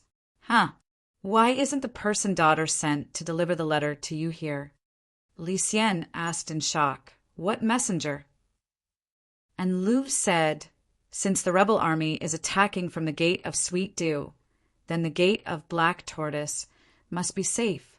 Daughter specially sent someone to tell father and mother to come here to temporarily hide. Our family is gathering here." "What? Didn't you come because you received the message from the person daughter sent?" Li Xian did not doubt his daughter's words. Although Empress Wei was smart in her panic, she didn't know if her daughter's words were true or false. Thinking about how her daughter had sent someone to tell her to hide, but she didn't care about her daughter's life or death, Empress Wei felt ashamed. Afraid that Li Xian would slip up, she quickly interrupted. The situation is urgent. Don't say more. Let's go up the walls first. The guards at the top of the walls had already discovered the chaos below the walls. They had also heard the warning bell from the Gate of Sweet Dew. The walls were heavily guarded. Ma Qiao was fully armored, his hand holding a steel knife. He alertly rushed to the entrance of the troop transport road. He shouted down the walls. Who is below the walls? Stop immediately. Wan hurriedly motioned for Li Xian and Empress Wei to stop. She shouted up the walls. Is it General Ma on duty tonight? Ma Qiao recognized Wan Er's voice and exclaimed, It is me. Is the one below the walls Shangguan Jiarong? Wan Er took a lantern from a palace maid and raised it to look at her appearance. She also looked at the emperor and empress beside her. In a loud voice, she said to Ma Qiao, Rebel soldiers have broken into the inner court. Wan Er has escorted the emperor, empress, and prince and here. General Ma, please escort them. Ma Qiao jumped in fright and thought, Why is there another rebel? Who is it? In any case, it's not one of us. If Erlang rebelled, he would definitely know about me. Also, he wouldn't let Miss Wan Er be in danger. But he had been in the army for many years, and his mind was much more alert. Just now, he had seen Wan Er's appearance clearly. It was probably because he had heard Wan Er's voice first and had a preconceived impression of her. But the emperor and empress hair was disheveled. He was worried that someone wanted to break into the gate and kidnap Shanghai Wan Er, then have someone pretend to be the emperor and empress. Ma Qiao cautiously said, Would Shangguan Jiarong accompany His Majesty, Empress, and Princess and lure up the walls first, so that this general can identify them? Only 4 people came up, and 2 of them were women. Even if they really were rebel soldiers in disguise, Ma Qiao didn't believe they could overturn the heavens, so he had made this request. Hearing this, Wan Er immediately ordered everyone to stop. She alone led Li Xian, Empress Wei, and Princess and Lu up the gate tower. Li Xian's body was already exhausted from running all the way up.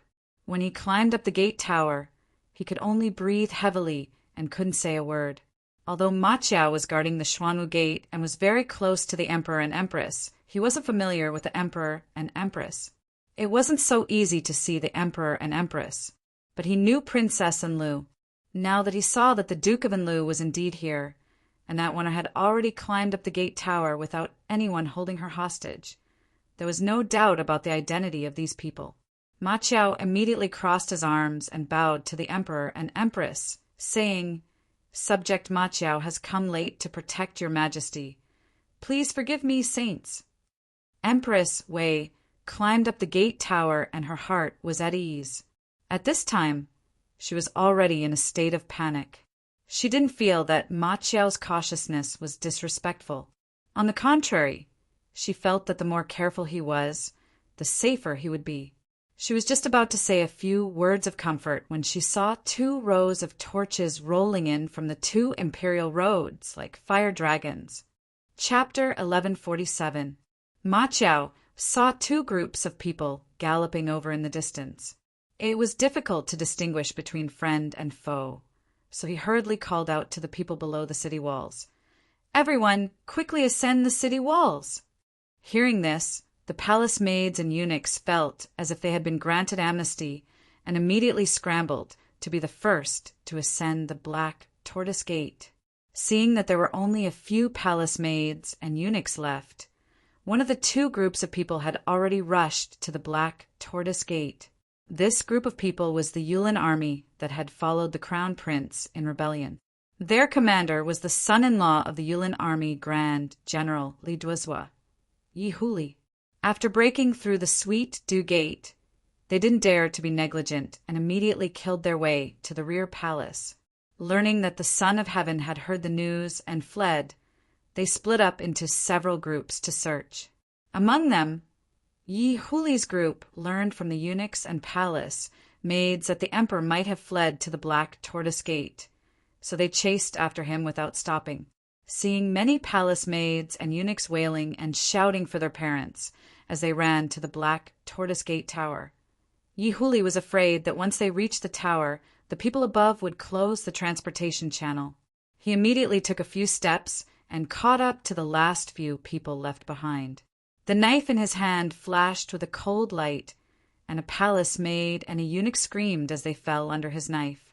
At this time, a tall eunuch suddenly bent his body and leaped, landing in front of him with a whoosh. This leap actually covered about 1 jong, his speed like a falcon swooping down on its prey. Yi Huli jumped in fright. The saber in his hand danced in such a way that not even a drop of water could trickle through. The clanging sounds were like beans being fried without end. Yi Huli and the tall eunuch each wielded a saber. The 2 sabers transformed into 2 balls of light and shadow. As one advanced and one retreated, the imposing manner was extremely terrifying. The Featherwood guards who had caught up were all dumbstruck. This eunuch was called Yang Sishuan, and he was originally a member of the Inner Guards. When Li Xian reorganized the Inner Guards, all the original personnel were removed, so he became an ordinary middle-ranking official. However, he still held the position of a department in the 24 divisions, a major eunuch. This person's martial arts were extremely outstanding. Seeing the pursuing troops close in, if they caught up to the Black Tortoise Gate, the consequences would be unthinkable. Yang Sishuan decisively charged forward. Yi Huli was a battle general who excelled in both horsemanship and archery, but his combat skills were far inferior to Yang Sishuan's. Besides, he hadn't expected that a spineless man could be so ferocious. As a result, he was caught unprepared by Yang Sishuan's attack. Yi Huli hastily retreated 3 steps. Yang Sishuan hastily advanced 3 steps. All along they were beating him down. The 2 of them, one advancing and one retreating as they moved around, the 2 sabers had already hacked and hacked dozens of times. The edge of the sabers had already chipped one after another. Suddenly, a streak of blood splashed out. Yang Sisu quickly retreated. With one hand holding the saber, the other lifting the lapel of his robe, his feet moved like a windmill, like a gust of wind. He escaped to the Black Tortoise Gate. As soon as the Featherwood guards looked, they saw Yi Huli raise a saw-like steel saber, his eyes bulging in anger. A slanted wound swiftly spread across his chest, dyeing his entire chest red. Yi Huli gave a loud cry and spat out a mouthful of bloody mist. He fell stiffly on his back. The Featherwood guards were horrified. Only now did they realize that their general had been killed by the eunuch. Borrowing the torches below the city walls, Li Xian, Empress Wei, and Lu Maqiao, and the others who were watching the battle from the top of the city walls, saw with their own eyes this incomparably mighty and powerful scene of a general beheading the enemy. For a moment, their hearts were filled with fascination. Maqiao even used his palm to vigorously slap the wall, excitedly praising, "Good martial arts, good skills." These Featherwood guards couldn't help but be alarmed and angry at the death of their leader. One of the brigade commanders raised a saber and pointed it at the Black Tortoise Gate, shouting madly, "Kill them!" Maqiao sneered and said, "Release the broken stone!" There were already people waiting by the stone gate. At this time, the last palace maid also fled up the Black Tortoise Gate. Under Maqiao's order, a stone gate fell with a rumble, firmly blocking the pursuers below the city walls. At this time, the troops hurrying over from the other imperial road also rushed to the Black Tortoise Gate. They had about 300 to 500 officers and soldiers, and the one leading them was the general of the right Featherwood Guards, Lu Jingren. The left and right Featherwood Guards had originally been under the control of Wu Yui and Li Duozhua. After the Divine Dragon coup, Wu Yui had been stripped of his military power, and the composition of the right Featherwood Guards had become complicated. There were people planted by Empress Wei, people planted by Wu Sanxi, people directly planted by Li Xian, and also people originally under Wu Yui's command. However, because they did not clearly support Wu Zetian, they had not yet been purged. Lu Jingren's troops had originally been stationed at Yeding Palace to the right of Taiji Palace. After hearing the warning from the Gate of Sweet Dew, they had rushed over to rescue the emperor. They had learned from the palace maids and eunuchs that the princess had fled to the Black Tortoise Gate. They guessed that the princess was definitely with the emperor and empress, so they had rushed over. The origin of the rebels tonight was too complicated. Other than the main generals who had participated in the rebellion, the grassroots generals and the soldiers below them did not know which troops had participated in the rebellion. When they saw Lu Jingren arrive with his troops, they immediately gathered their troops and went on guard, wanting to determine the position and identity of the newcomers. The rebel army did not know who was on their side, and Lu Jingren, who had rushed over to rescue the emperor, was even more confused. He had rushed over from Yeding Palace and did not even know who was leading the rebellion tonight. Just now, he had not clearly seen the great battle in front of the transportation road, so he naturally had no way of distinguishing friend from foe. As a result, Lu Jingren also hurriedly gathered his troops and went on guard against Yi Huli's troops. To determine friend from foe, the best way was to have the emperor make the distinction. After Lu Jingren had settled in, he shouted toward the top of the city walls, "This subject, the general of the Right Featherwood Guards, Lu Jingren, has come to escort the emperor. Is his majesty at the Black Tortoise Gate?" Li Xian was overjoyed and hurriedly said, "Quick! Quickly have him lead troops to the top of the city walls to escort the emperor. Wait, be careful of a trap." Empress Wei immediately stopped Li Xian and said to Ma Qiao, "Tell General Lu that the Son of Heaven is at the top of the city walls. General Lu has rendered meritorious service in rescuing the emperor, and his loyalty is commendable. General Lu, please line up at the Black Tortoise Gate to face the enemy." Ma Qiao glanced at Li Xian. Seeing that the latter did not object, he shouted toward the bottom of the city walls, "This one is the general of the Black Tortoise Gate, Ma Qiao. His Majesty, the Empress and Princess and Lu are all at the top of the city walls. His Majesty says that General Lu has rendered meritorious service in rescuing the emperor, and his loyalty is commendable. That group of troops is the rebel army. General Lu, please line up at the top of the city walls to face the enemy." Lu Jingren cupped his hands toward the top of the city walls and said, "This subject obeys the emperor." Lu Jingren waved his hand and shouted, "Line up at the bottom of the city walls."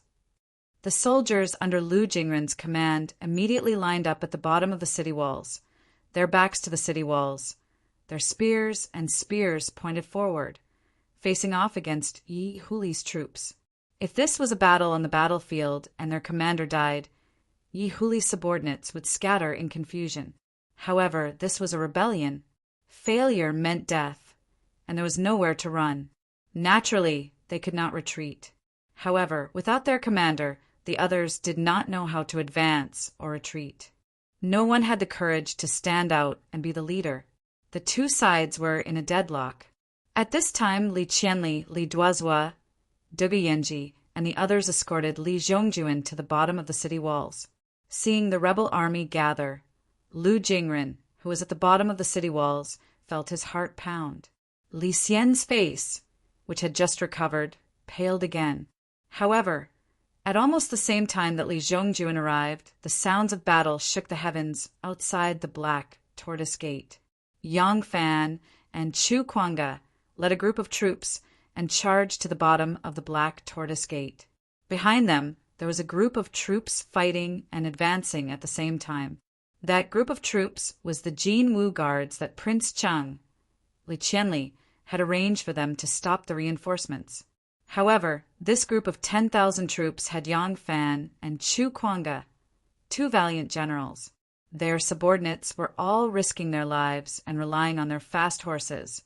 How could they be stopped by the Jin Wu Guards? Unexpectedly, they were killed by Yang Fan and the others all the way to the Black Tortoise Gate. However, at this point, the horses could no longer gallop. Once they lost their advantage in speed, they were not as nimble as they were on foot. Moreover, The 10,000 troops were in a hurry to reach the Black Tortoise Gate and had no intention of fighting with the Jinwu guards.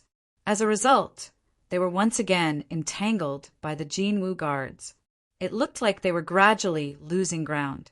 If not for the fact that they were well-trained elites, this tactic of fighting and retreating would have long since become a true rout. Yang Fan rushed to the bottom of the city walls. Pulling on the reins of his horse, he roared towards the top of the city walls. 10,000 troops, Yang Fan, lead the army to rescue the emperor. Is Ma Chao here? Come forward and talk to him. As soon as Shanghai Wanner heard Yang Fan's anxious roar, her heart immediately warmed. No one knew how many people participated in tonight's mutiny. If there were people from the 10,000 troops, then it was hard to predict whether Yang Fan would be in danger or not. That was why Wanner had been on tenterhooks all this time. Now that she heard his voice, she finally felt at ease. Wanner hurriedly rushed to the northern city wall. Holding onto the wall, she shouted towards the bottom of the city walls. General Yang, I am Shanghai Wanner. The Emperor and the Empress are on top of the Black Tortoise Gate. The rebel army has already gathered at the bottom of the city walls. General, please quickly go up and rescue the Emperor. A girl's voice was delicate and weak as she shouted from the top of the Black Tortoise Gate, accompanied by the sounds of fighting at the bottom of the city walls. A normal person would not be able to hear it clearly. However, Yang Fan's hearing was extremely strong. As soon as he heard Shanghai Wanner's voice, he knew that she was reporting to him that she was safe. Seeing that Wanner was unharmed and the Emperor had not fallen into the hands of the rebels, Yang Fan's heart was at ease. In a loud voice he said, I understand. Yang Fan circled his horse and turned around. He saw the Jinwu guards surging towards him like a tide. The rebel army also knew that if they allowed Yang Fan's fresh troops to charge into the city, it was very likely that they would reverse the situation. Therefore, everyone was running for their lives. Seeing this situation, Yang Fan couldn't help but frown. In the dark of the night, he didn't know how many people there were in the Jinwu guards. It was impossible to get the palace to open the city gates. If they were not careful, they would lead the rebel army outside into the palace. Moreover, since the rebel army had already gathered at the foot of the city, if they really opened the city gates, the rebel army inside would block the exit. The troops and horses wouldn't be able to move, and they would instead be annihilated by the rebel army inside and outside. Yang Fan still didn't know that there was a group of reinforcements already lined up at the foot of the city, but it was useless even if he knew. First of all, Lu Jingren's troops were guarding the two transport roads on the left and right, not guarding the city gates.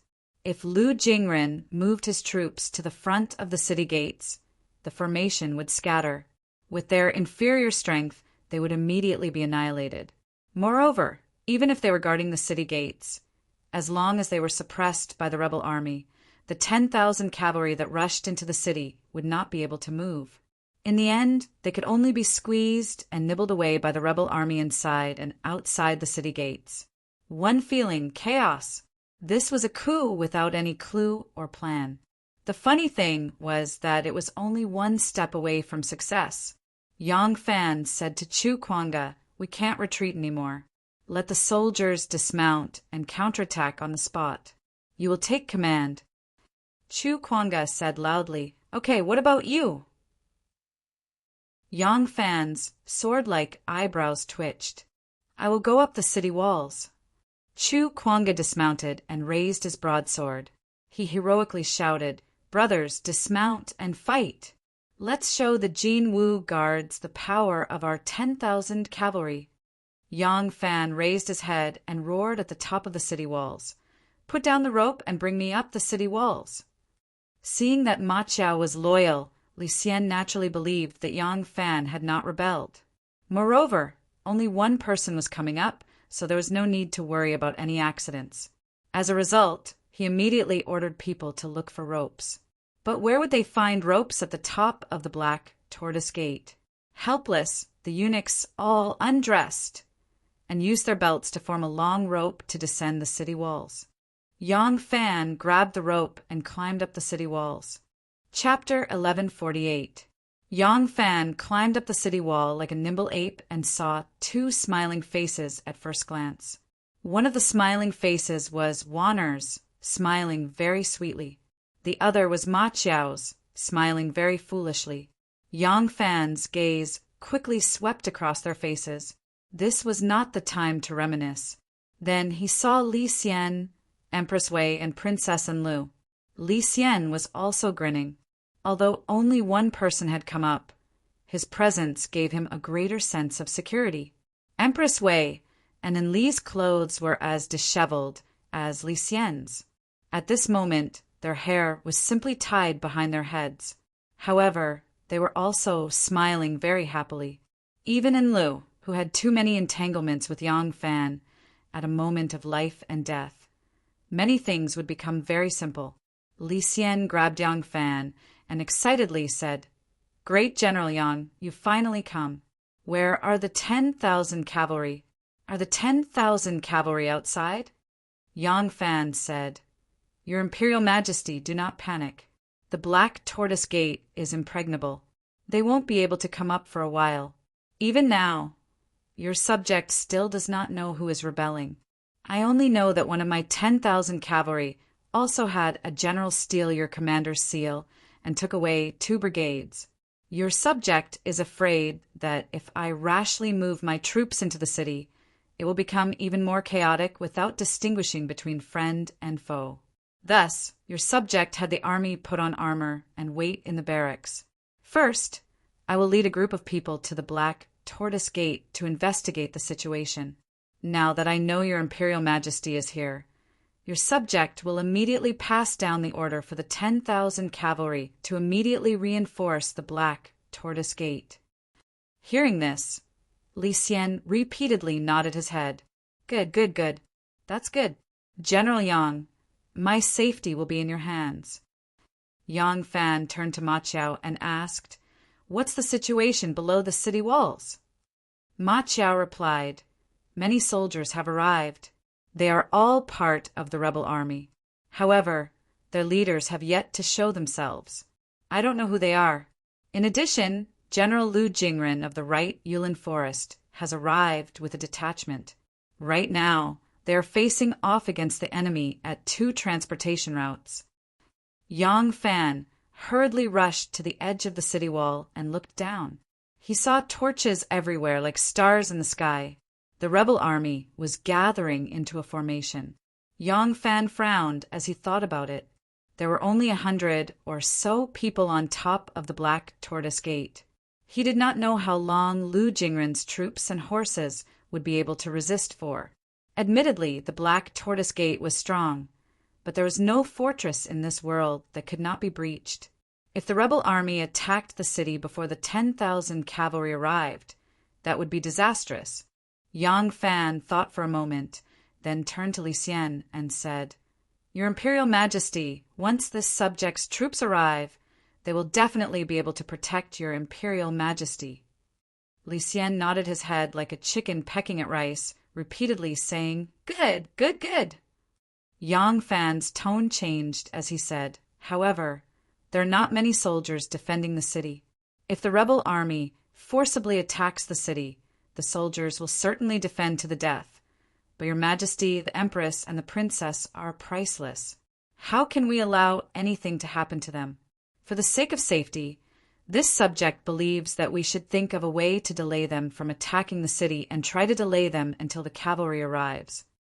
Li Xian hurriedly asked, "General Yang, what is your plan?" When Li Zhongjuan arrived at the foot of the city, he heard that his imperial father, imperial mother, and Enlu had all escaped to the Xuanwu Gate. He couldn't help but hesitate.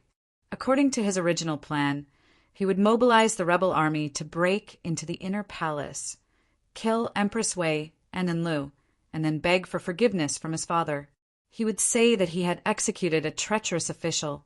At that time, it wouldn't matter how he begged for forgiveness.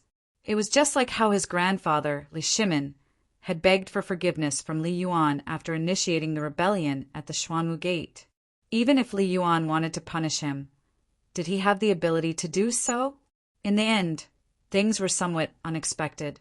Breaking into the palace from the main gate was indeed delayed. Unexpectedly, his imperial father had escaped to the Xuanwu Gate, with troops protecting him. At this time, Li Xian was still not under his control. Asking him to brazenly give the order to attack the city, he truly lacked the courage. Li Zhongjuan gathered Li Duozhua, Li Qianli, Shatzezhongyi, Li Sihong, Li Siquan, Duguyenji, and the others together to discuss countermeasures. In order to help the crown prince rebel, Li Duozhua had even killed his son-in-law. Naturally, he strongly advocated attacking the city. Li Qianli, on the other hand, felt that they could intimidate the emperor into handing over Empress Wei and Enlil. There was no need to tear off the last piece of fig leaf between father and son. This would be beneficial to Li Zhongjuan's control after he ascended to the throne. As for Shatzezhongyi and Duguyenji, they were somewhat ambiguous.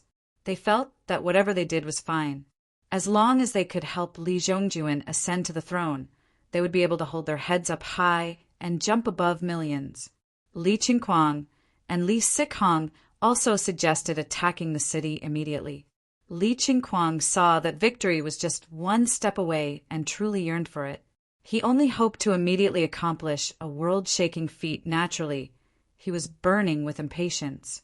Speed was the most important thing in war, but the debate between the two sides had wasted a lot of time. What was more important was not time, but morale. If they immediately attacked the city, the murderous intent of the soldiers would be strong and their morale would be high. This Xuanwu Gate might not be able to be defended, but with such a standstill, the soldiers were standing there doing nothing.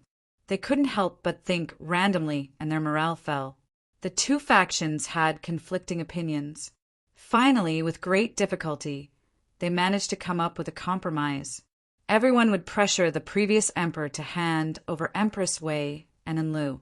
They would swear to the heavens to ensure the emperor's safety. If the emperor was not willing to listen, they would mobilize the army to attack the city. So the generals escorted Li Zhongjuan to the city walls and shouted to the top of the walls. Only then did Li Xian know that it was his son who had rebelled. Li Xian was the emperor. No matter how wretched he was, he had to do his best to maintain the dignity of the emperor. He naturally couldn't lie on the city walls and shout at the top of his lungs. He had Ma Qiao pass the message on his behalf. Ma Qiao poked his head out from the wall and said loudly, "His Majesty says, Li Zhongjuan, you are the crown prince. Why are you rebelling? Do you think you can hide the scandal of killing your father and usurping the throne from the eyes and ears of the world? His Majesty says, Li Duozhua, Li Qianli, Zhen has treated you well. Why are you helping the crown, Prince Rebel?" Li Zhongjuan cupped his fists towards the top of the walls and said, "Fu Huang, Chen has no intention of rebelling, but the Empress's faction is arrogant and usurped our country's treasures. As the heir apparent, cannot sit and watch. Today, I will enter the palace with the loyal subjects to remonstrate with Fu Huang. I only ask that Fu Huang hand over Empress Wei and Enlil, is willing to beg for forgiveness in front of Fu Huang." Li Duozhua also said loudly, "Wu Sanxi committed adultery in the palace. Under the crown prince's orders, we have executed Wu Sanxi and his son, the crown prince, and we have no intention of rebelling. We only ask that your majesty purge the palace. As long as your majesty can do it, we will immediately withdraw our troops and beg for forgiveness." When Li Xian heard that Wu Sanxi and his son had been executed, he couldn't help but turn pale with fright. Empress Wei and Wan also turned pale with fright. They were not afraid that Wu Sanxi and his son had lost their lives, but that the military power controlled by the Wu clan had fallen into the hands of the crown prince. If the crown prince had already taken control of the Northern Imperial Army, it would be difficult to resist with just 10,000 cavalry. The only thing that made them feel fortunate was that the southern Yamen did not participate in this rebellion. The Prince of Xiang and Taiping did not rebel with them. Otherwise, the consequences would be even more unmanageable. Yang Fan had already sent Gao Chu to break out of the encirclement and deliver the news. It was just that the main force would not be able to arrive for a while. Right now, the more time he could delay, the more hope he had. So he immediately whispered in Li Xian's ear, "Your Majesty, please follow this subject's plan and stall for time." Li Xian nodded his head and nervously said, "We understand. We will follow the great general's plan." Seeing this, Ma Qiao shouted down the walls, "All of you listen carefully. All of you be quiet. His Majesty wants to speak to you, personally." As soon as these words were shouted, the noise from below the walls immediately stopped.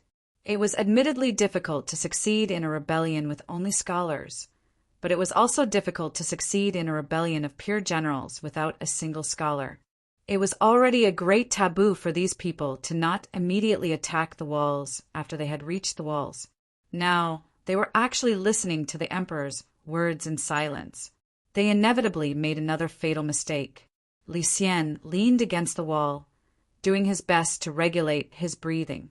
In a loud voice, he shouted to the people below, "Officers and soldiers, you are all our trusted imperial bodyguards. Your future prospects and salaries were all given by us. Why do you want to follow the crown prince and rebel?"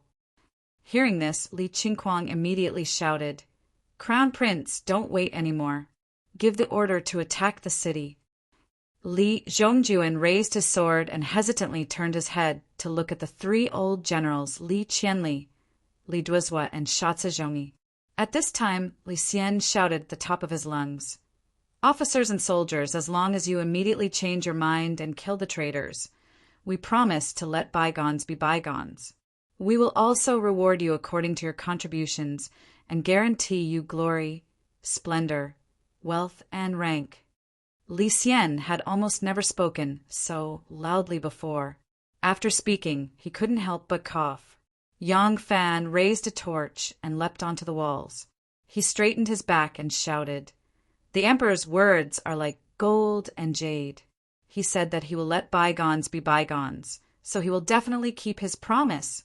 What the crown prince can give you, the emperor can even more.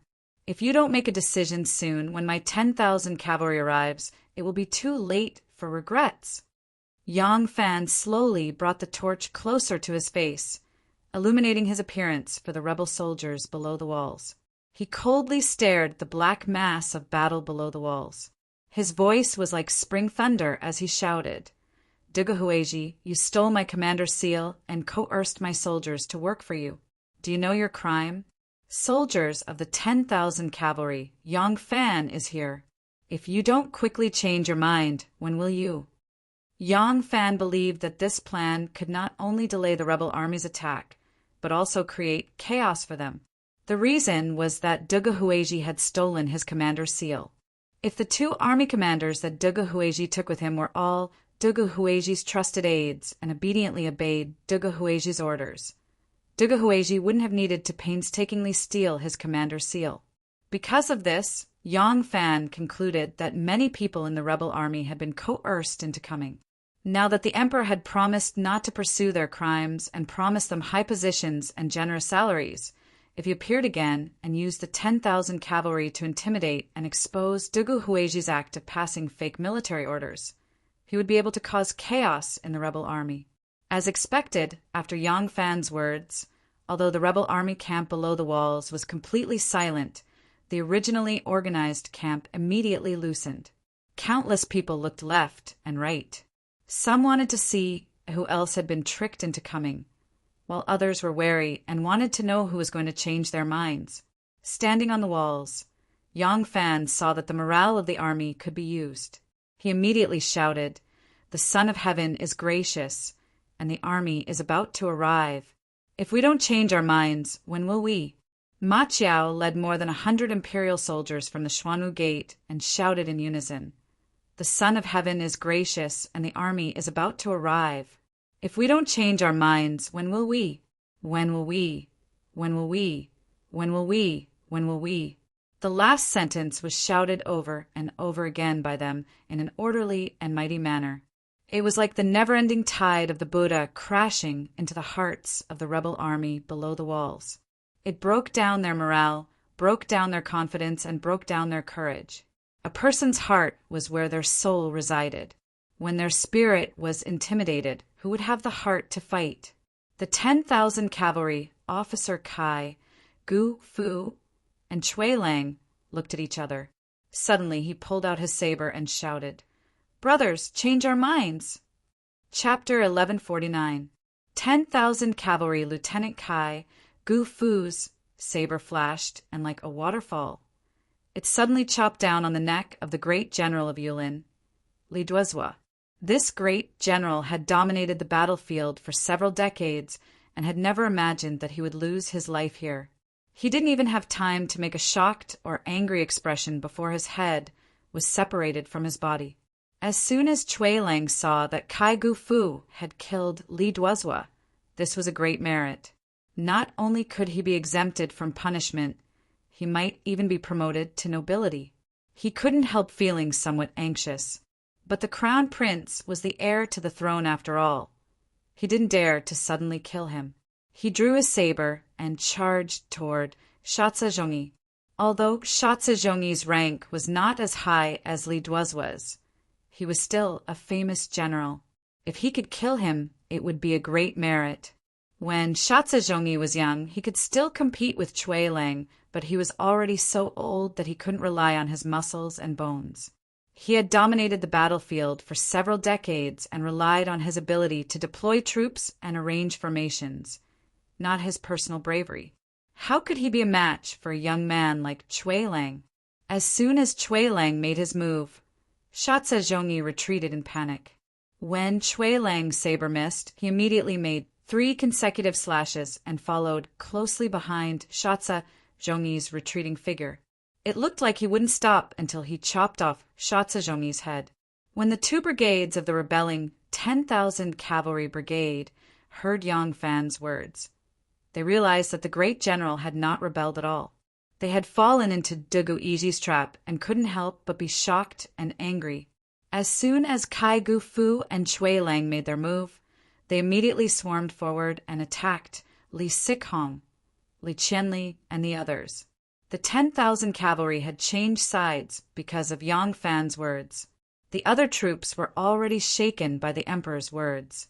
Seeing that there were indeed people rebelling, the morale of the troops was immediately thrown into chaos. Everyone scrambled to dodge, hoping that they wouldn't be killed. How could they still be in the mood to protect their own generals? In the end, Shatsa Zhongyi was caught by Chui Lang.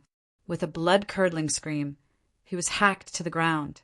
By this time, Kai Gu Fu had already led the 10,000 cavalry to attack Li Qianli and Li Sikhong.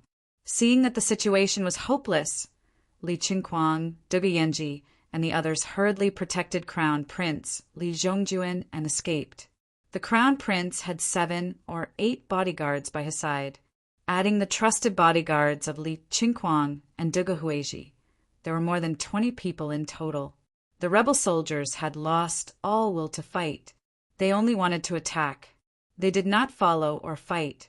Dodging in all directions made it easier for them to escape. When Lu Jingren, who was in formation under the Black Tortoise sect, saw this situation, how could he let go of this opportunity? He immediately commanded his army to attack. When Ma Chiao saw this from the top of the city wall, he shouted excitedly, "Pull up Duansher, I'll go down and kill the thieves." Yang Fan grabbed him and said, "Wait, the remaining bandits have not been cleared out yet. Even if only one of the rebels rushed to His Majesty, the consequences would be unimaginable. The broken stone cannot be opened. You just have to protect His Majesty and the Empress here." Finish speaking. Yang Fan turned to Li Xian and said, "Your Imperial Majesty, just now, because this Black Tortoise Gate is difficult to open, I order my officers and men to speed along the street and kill our way in from the front door. Since the leader of the rebels has escaped, your subject will immediately pursue and kill the rebels." Good. Seeing that the situation had reversed, Li Xian's courage immediately grew, and he regained the air of the Son of Heaven. Li Xian fiercely said, The crown prince dared to kill his father and mother. This crime cannot be pardoned. If he does not surrender, we will execute him on the spot. Li Xian glanced at Yang Si-su, who had just made a great contribution and was now standing by his side. He said, "You go with General Yang." Yang Si-su bowed and said, "This servant obeys." Yang Si-su smiled and looked at Yang Fan, her kinsman, and said, "Great General, please." The long rope made from a eunuch's belt was thrown down from the top of the city wall. Yang Fan and Yang Si-su, one in front and one behind, climbed down the rope and dashed down. Their movements were equally agile and nimble. Ever since Lu Jingren had led his troops to attack, the rebel soldiers had all abandoned their weapons and surrendered. When Yang Fan and Yang Si-su jumped down from the Black Tortoise Gate, they saw that the wide ground was filled with soldiers who had put down their weapons and knelt on the ground in surrender. The two of them dashed through these soldiers and chased after the figures of Li Zhongjun and the others. Cui Lang and Kai Gu-fu rushed over with sabers in their hands and knelt on one knee several zhang away. This lowly officer asks for great general's forgiveness. Yang Fan did not stop for even a moment. Quickly gather the disorderly soldiers and await punishment. Yes. Cui Lang and Kai Gu-fu responded. They raised their heads and looked again. In the distance, only two faint shadows were left. Li Qingquang and Duge Huizhi carried the soulless Li Zhongjuan and dashed out to the side street. They pulled over a few scattered war horses waiting on the long street and leaped onto them, galloping toward the outside of the palace. Their personal guards followed closely. Li Zhongjun rode on his horse with a lifeless expression. It was as if he was still dreaming. He was only one step away from the throne of the emperor. Who would have thought that there would be such a change? One moment he had been thinking about becoming the emperor. The next moment he had become a fugitive. This kind of strong psychological difference was too great of a blow to him. Duge Huizhi galloped madly on his horse. His heart was also filled with sorrow. But now that things had come to this, what could he do? Other people could surrender. But even if he surrendered, would Yang Fan spare him? Would Duge Yu spare him? Would Cui Lang and Kai Gu-fu, who had been deceived by him, spare him? He did not have a second path. He could only accompany the crown prince and flee to the ends of the world. Since he had already failed, he did not know if the crown prince's banner could still be raised, but he had no other choice. Li Qingquang was the main instigator of Li Zhongjun's rebellion. The emperor might pardon others, but he would not pardon him. He knew this very well, so he could only escape. However, his mentality was different from Duge Huizhi's desperate state of mind. In his view, he could not climb to the top of the imperial court, but he still had Lu Binji behind him. At worst, he could escape into Jianghu. As long as he could escape, he could still live freely and happily. Thus, Li Qingquang was not particularly worried. Taking advantage of the chaos in the capital and no one knowing the situation, Li Qingquang protected Li Zhongjun holding Li Qianli's military seal. They successfully escaped from the south gate controlled by the Golden Guards. The Golden Guards were Li Qianli's subordinates. When they saw the great general's military seal, they naturally had to obey without error. By the time they escaped Chang, and the sky was already beginning to brighten, Yang Fan and Yang Si-su had not gone far from the street when Lu Maofeng arrived with a group of people. Yang Fan and Yang Si-su immediately led them in pursuit of the crown prince. It was not difficult to find out where the crown prince and his group had gone. Not only were there sound and light signals between the 9 cities, but the Golden Guards patrolling the streets did not dare to lie when questioned by Great General Yang. Most of the Jinwu guards did not participate in the rebellion tonight, and Li Qianli did not have much confidence that they would be able to do so. However, he had ordered those who did not know that they were not to obstruct those who held his orders tonight, and those soldiers of the Jinwu guards did not have the guts to disobey. Now that Yang Fan had come with 10,000 imperial cavalry and a murderous aura, and there was a eunuch beside him, It was obvious that he had been sent by the emperor. Who would dare to hide anything from them when questioned? Outside Chang, and on a grassy path, a dozen horses whizzed past. There was a faint sound of hooves behind them, as rapid as thunder. Li Qingquang hurriedly looked back and said to Dugu Huizhi, "General Dugu, stop them." Dugu Huizhi gritted his teeth and suddenly pulled on the reins of his horse. He shouted, "Leave a few people behind to fight me." A few bodyguards followed him and stopped their horses. They kicked their horses' bellies and charged towards the pursuing troops. "Kill! Kill!" The people on both sides raised their weapons high. When Yang Sisu saw that someone was trying to stop them, a bloodthirsty light flashed through his eyes. He suddenly pressed on his horse's belly and excitedly charged forward. Yang Sisu's temperament was cold and firm. As a eunuch, women were out of the question. He was not greedy, so what he liked most was the feeling of a blade piercing through a human body. He liked to kill. In the past, when he was in the inner guards, he was responsible for some shameful assassinations. Clang, clang, clang. Sparks flew everywhere. Yang Sisu and Dugu Huizhi exchanged a few blows and left a bloody mark on Dugu Huizhi's shoulder. Dugu Huizhi was a general, but it did not mean that he was good at martial arts. In terms of martial arts, he was no match for a master of martial arts like Yang Sisu. If the two of them each led an army and arranged a formation to fight on the battlefield, then he might not win. This was because Yang Sisu was not only skilled in martial arts, but also knew military affairs. He was proficient in military books and strategies. Dugu Huizhi saw that this eunuch was so powerful and remembered that he had beheaded Yi Huli with one strike. He could not help but feel a chill in his heart and immediately turned his horse to leave. Yang Sisu let out a hideous laugh. His arm shook, the saber in his hand turned into a long rainbow and flew out of his hand. Dugu Huizhi did not expect that this eunuch would have such a precise saber-throwing skill. "Ah!" He screamed. His back was hit by the saber. He flipped over and fell off his horse. Yang Sisu's horse was a horse of the Jinwu guards that was lost on the street. There was a backpack on the horse, and there were 5 javelins in the backpack. Yang Sisu's murderous spirit was aroused.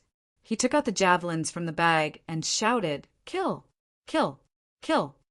Yang Sisu shouted 3 times and threw out 3 javelins in succession, killing 3 rebel soldiers off their horses. He then pulled out the last 2 javelins. Holding one in each hand as if he was holding 2 long swords, he shouted, "Kill! Capture all the rebels. The emperor will reward you handsomely." Pressing his legs against the horse's belly, he chased after them like a gust of wind. Yang Fan spurred his horse to catch up to Dugu Huizhi's side. Suddenly, he pulled the reins. The wind whistled around him. Countless riders galloped past, leaving only him and his horse standing there quietly. Dugu Huizhi was lying on the ground. Seeing a horse hoof as big as the mouth of a bull in front of him, he slowly raised his head. Seeing that it was Yang Fan, he could not help but was startled. Yang Fan jumped down from his horse and slowly walked to his side and gently squatted down. Dugu Huizhi avoided his gaze and said in a low voice, "Grand General, I am sorry." Yang Fan said softly, "I have many people like you under my command. They come from aristocratic families and have taken on too many responsibilities and obligations for their families. But they have never had the opportunity to enjoy the glory and authority of aristocratic families. They want to stand out, want to get rid of this damned background, so they follow me. I can understand what you have done. The winner is king, and the loser is nothing more than a thief." The sound of the horse's hooves did not stop, but Dugu Huizhi still heard Yang Fan's words clearly. He looked at Yang Fan in astonishment, not understanding what Yang Fan was saying. "Grand General has many descendants of aristocratic families under your command." Dugu Huizhi thought for a long time, but other than himself, he still could not think of anyone. Yang Fan looked at the knife that had penetrated deep into Dugu Huizhi's heart in his back and knew that it was impossible for him to survive. He could not help but faintly sigh. Over the years, I have encountered many dangers, but this is the first time that I have not been able to control my own life. If you had stabbed me at that time, I would have already died. So, you really have nothing to let me down. Dugu Hueji laughed hoarsely. I only want to stand out. I have never thought of betraying my family. You are the clan lord's friend. If I had killed you, I would not have had the leeway to turn back. Speaking of which, I was still doing it for myself. I did not intend to be lenient toward the Grand General. Yang Fan stared at him and said, But you lost because of this. Do you not regret it? Dugu Hueji shook his head. I do not regret it. Even Guan Yu left Maiqing. Even Kong Ming lost his street pavilion. Who can guarantee that nothing will go wrong? Man proposes, God disposes. Besides, Dugu Hueji turned his head to look in the direction that the crown prince had fled. He smiled miserably. Now it seems that we are nothing more than a motley crew. Even if the Grand General had not come, we might not have been able to attack the Black Tortoise Gate. In the end, defeat was unavoidable. It is just that there is no need to die so miserably in a vigorous battle. Chapter 1150.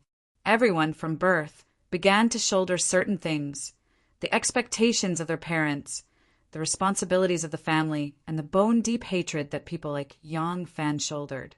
As one grew older, the things a person shouldered increased.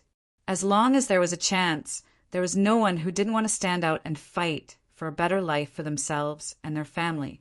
But there was too much bloodshed in the imperial court.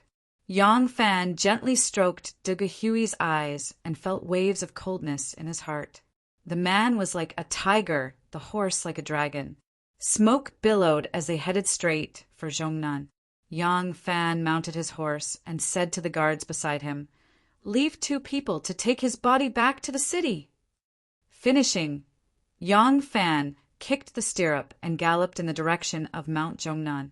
At the foot of Mount Zhongnan, Yang Sisu looked at the 5 or 6 horses left in the call and then looked up at the lush forest. He said anxiously, Quick, surround this place immediately and send people back to mobilize troops. We can't let the crown prince escape. Lu Maofeng hastily mobilized troops to defend along the mountain. Fortunately, the pursuers were all cavalry, so it was easy to spread them out. On the way here, Yang Fan met the messenger who had returned to the city and learned that the crown prince had gone up the mountain. Even if he went to the foot of the mountain, he wouldn't be able to find him. Because he wanted to save the horses, he slowed down. Yang Fan rushed to the foot of Mount Zhongnan with 12 guards and saw Yang Sisu anxiously pacing back and forth at the foot of the mountain. This area of the mountain was sparsely populated and the vegetation was exuberant. The villas built by the grand families were not in this area. If they entered this lush forest, it would be like a fish in the sea. It would be very difficult to find them. Seeing this situation, Yang Fan couldn't help but scratch his head. With the current situation, he could only report to the emperor and mobilize a large group of troops to search along the mountain. In the forest on the mountain, Li Zhongjuan leaned against a towering pine tree and muttered to himself, How could this be? How could this be? How could he be defeated in such a short time? Li Qingquang looked at the pitiful worm with pity. The great ups and downs, the stimulation of joy and sorrow, seemed to have made this crown prince somewhat abnormal. Thinking of the sudden failure, Li Qingquang could not help but sigh. He looked around and saw the 4 surviving bodyguards sitting on the ground, exhausted. 2 of them were injured, while the other 2 were tearing off their clothes and bandaging their wounds. Li Qingquang climbed a huge rock and looked down the mountain. The undulating jungle was like the waves of the sea. From here, it was impossible to see the situation in the Colonel Li Qingquang could not help but worry. Such an outcome was truly out of his expectations. It wasn't that he hadn't considered the possibility of failure, but according to his thinking, if he failed, he would fail in the palace. If he failed, he would use the chaos to escape. He had already arranged a house in Chang, and had prepared enough water and food for 10 days. He would hide for a while and then go to young Master Lu. But he did not expect that he would have to escape with the crown prince. Moreover, he was in a panic and did not know which way to go. Only after leaving Chang, and did he think of escaping to Mount Zhongnan. The current situation was completely out of his expectations. What should he do? After a night of fear, the palace finally quieted down at dawn. The civil and military officials entered the palace to visit the emperor. The Prince of Xiang, Li Xian, and Princess Taiping also hurried over. Halfway there, they ran into a group of people from the Wu family, dressed in silk mourning garments, wailing as they entered the palace. The two groups cooperated and walked into the palace. Inside the palace, Li Xian was like a bird startled by the mere twang of a bough. He arranged for the Wu family's cousins, nephews, and son-in-law to be placed in the Yulin Guard. They temporarily took control of the palace and sent people to interrogate the captives and arrest the remaining members of the Crown Prince's faction. Suddenly hearing that the Crown Prince had escaped to Mount Zhongnan and that a large number of troops had to be sent to search the mountains because of the high mountains and dense forests, Li Xian immediately ordered Commandant Gui Zhao Sishen to lead a large group of troops to reinforce him. Li Xian hated Li Zhongjuan and would not allow him to escape. Besides, the Crown Prince's identity was too sensitive. If he really escaped, no one could predict what kind of trouble would ensue. Li Qingquang waited for the Crown Prince to regain his composure and regulate his breathing before discussing a way out with him. But what idea could Li Zhongjuan have? It was true that Li Xian had been a good-for-nothing when he was the Crown Prince, but Li Zhongjuan had been even more good-for-nothing than his father. If Wu Zetian had not tightly controlled Li Xian, and he had the courage to resist, as long as he could escape, there would always be a group of high-ranking officials who would dare to take him in and use the banner of restoring Li Tang to help him rebel. But now it was Li Tang's world, and Li Zhongjuan, the Crown Prince, had never made friends with any important ministers. No matter who he sought refuge with, there would only be one result: being kidnapped and sent to the capital. The only people who had the ability to help him and use his banner were the Prince of Xiang and Princess Taiping. But would these two help him?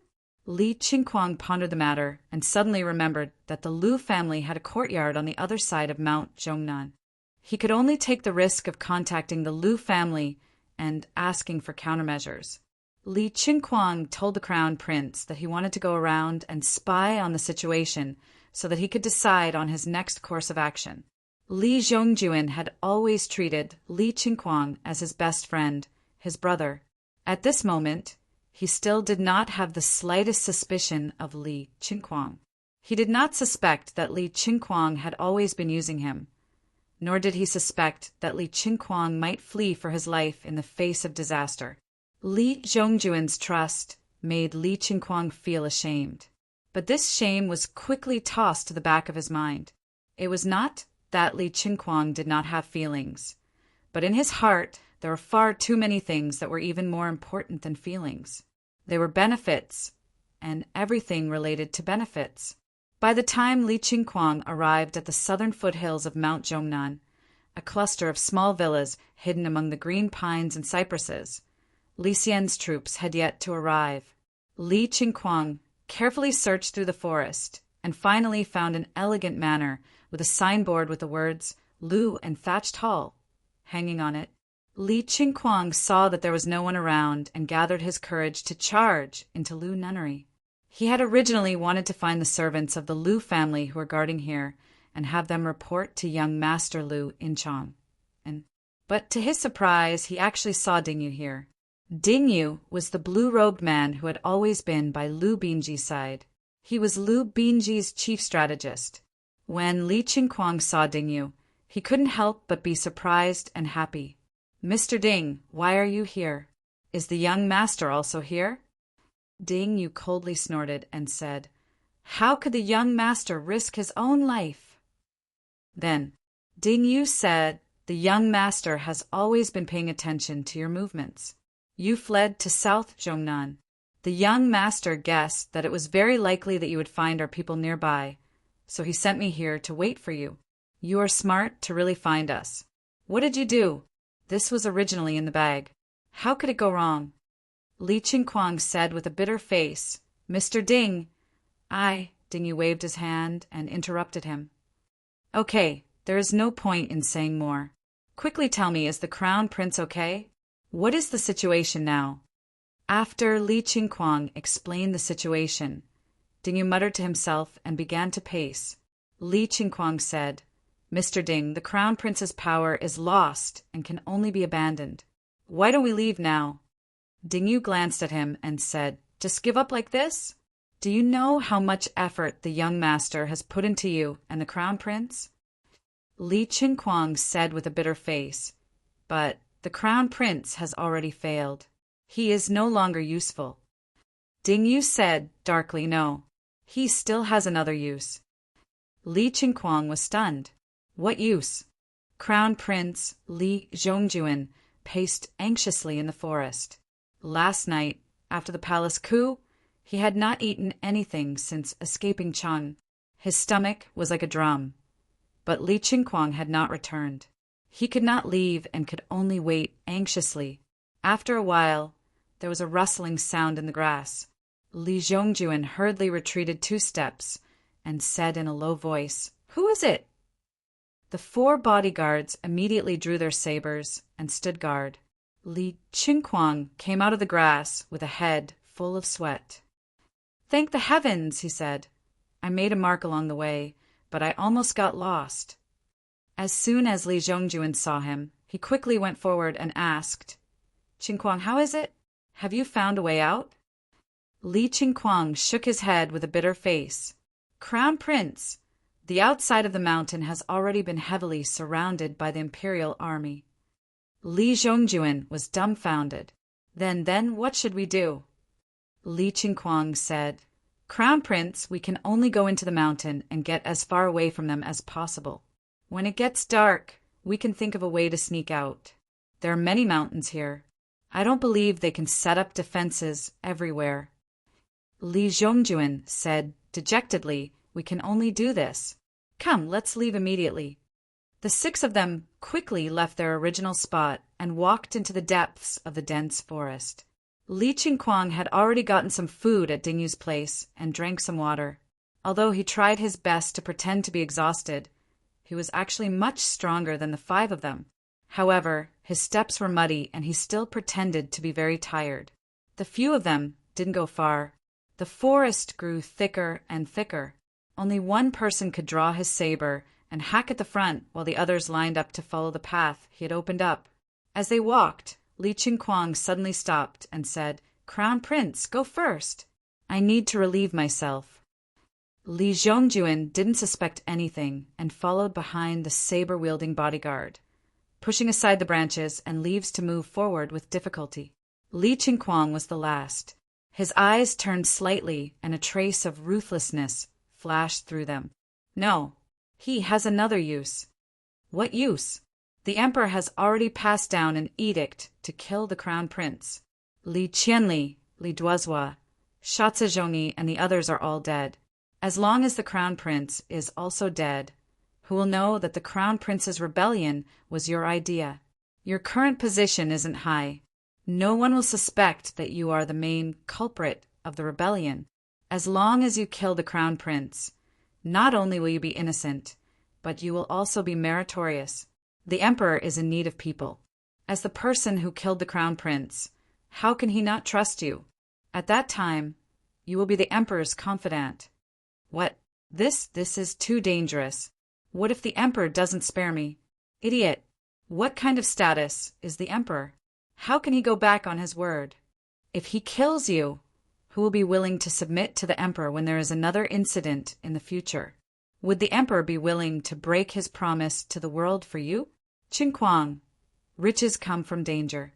You don't want to hide your name and wander the Jianghu, do you? Thinking of his conversation with Mr. Ding, Li Qingquang gritted his teeth and quietly pulled out a glittering dagger from his waist. Like a leopard, he crept forward. Chapter 1151. The Crown Prince walked in the middle, with a soldier in front opening the way. Behind him were 2 injured soldiers, and at the very back was another soldier. Li Qingquang stealthily crept up and suddenly covered the soldier's mouth with one hand. He forcefully slit his knife across his throat, causing blood to gush out like a fountain. Sensing that the soldier had completely lost the strength to struggle, Li Qingquang pushed him into the thicket and continued to creep up. Commandant Guai Zhao Sishen had arrived with a large group of soldiers, eager to render meritorious service. Yang Xishuin ordered him to lead the cavalry to guard all the main roads at the foot of the mountain, while he personally led the troops up the mountain to search. Yang Fan also brought his own men, brandishing his knife to open a path up the mountain to search. The crown prince had attacked his subordinates and almost killed him, and the Black Tortoise sect had changed sides because of his words, causing the crown prince's army to be defeated. This enmity was already set in stone. If the crown prince turned the tables, he would definitely not have a good ending. He naturally understood the simple principle of cutting weeds and eliminating the roots. Yang Fan continued up the mountain. Just as he was searching, a soldier suddenly called out, "Grand General, there are chopped branches and leaves here." Yang Fan hurriedly went over to take a look. For a moment, he was unable to determine whether or not it was left behind by other teams searching the mountain. He said, "Follow them and take a look." The group of people chased into an open area. There were no obvious signs, and they had lost track of their target. Just as they were about to find another direction to continue their search, there was suddenly a rustle in the thicket. It seemed that someone or a large beast was approaching. Rin Wei and the other imperial bodyguards immediately raised their knives and were on guard. The thicket parted and a person came out. He was in a sorry state and held a bloody head in his hand. When he saw Yang Fan and the others, he was first startled.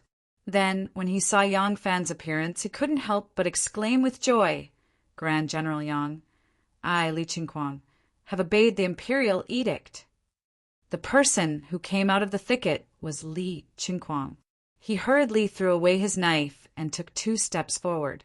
Kneeling on the ground, he raised the bloody head high in the air. When Yang Fan saw the head, he couldn't help but be shocked. The head's eyes were wide open, and an expression of grief, indignation, and shock still hung on its face. It was Crown Prince Li Qingquang. Yang Fan cried out involuntarily, "Crown Prince!" Li Qingquang hurriedly nodded. "Yes, it is the Crown Prince. Great General, I was inspired by the Emperor and resolutely killed a group of traitors. Great General, look, I was injured because of this." Yang Fan hesitated for a moment, then slowly said, "Get up, this official will bring you to see His Majesty." Li Qingquang was wild with joy and quickly stood up. He bowed and said, "Thank you, Great General. I will never forget Great General's kindness." Just as Li Qingquang was flattering him, Ren Wei suddenly raised the saber in his hand. With a flash of cold light, the saber was aimed at Li Qingquang's neck. Although Li Qingquang was unwilling to use the Crown Prince's head as a proof of allegiance to the Emperor, he felt that what Mr. Ding said was very reasonable. First, the Emperor had said in front of everyone, "In any case, let bygones be bygones." The secret that he was the mastermind of the rebellion would not be known by anyone, and he would not be regarded as the main culprit, so he could be forgiven. Second, by killing the Crown Prince today, he had cut off all paths of retreat. If there were still people who wanted to harm the Emperor, they would definitely not recruit him. Other than being Li Xian's dog, he had no other way out. If someone was able to accomplish great things in order to deny Li Xian, they would have to rehabilitate the Crown Prince. Once the Crown Prince was rehabilitated, he would still have to die. Thus, not only did he have to be the Emperor's dog, he could only be a loyal dog. After all, other people did not know that he had long been a member of the Liu family.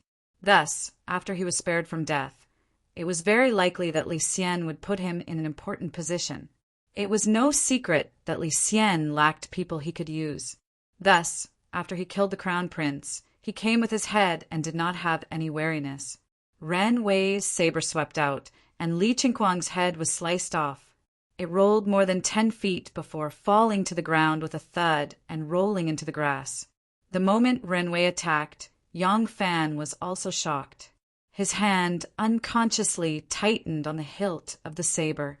Only when Li Qingquang's head fell to the ground did Yang Fan's fingers slowly loosen. After Ren Wei killed Li Qingquang, he turned and knelt on one knee towards Yang Fan. Yang Fan asked in a low voice, "What are you doing?" Ren Wei said, "Great General, why do you have to give this merit to Li Qingquang, this vile person?" Yang Fan's expression did not change. "Oh." Ren Wei raised his head, his gaze slightly heated. "Great General, from the Emperor of Zetian to the current Emperor, General has always been put in an important position. However, they are not without wariness towards Great General. Right now, there is a chance for you to be viewed as a trusted aide by the Emperor. How can Great General miss it?" Ren Wei took 2 steps forward on his knees and then said in a low voice, "In the past year, my explicit sect and the hidden sect have been fighting openly and covertly. Both sides have suffered great losses. The hidden sect's foundation in the martial world is deeper than ours. If the sect master wants to suppress the hidden sect, he can only grasp more power in the court. This opportunity cannot be missed, and it will not come again." Yang Fan looked deeply at him and said in a low voice, "Is this your opinion, or the opinion of my explicit sect's elders?"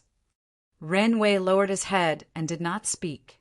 Yang Fan was silent for a moment and then turned to leave. Ren Wei said urgently, "Great General." Seeing that Yang Fan did not even turn back, Ren Wei stood up and chased after him. He then made a gesture to the other guards, indicating for them to pick up Li Qingquang and the Crown Prince's heads. "Good, good, good. Cixin, hang the heads at the Meridian Gate so that all the officials can see them. In 3 days, take them to King Liang's coffin to pay respects."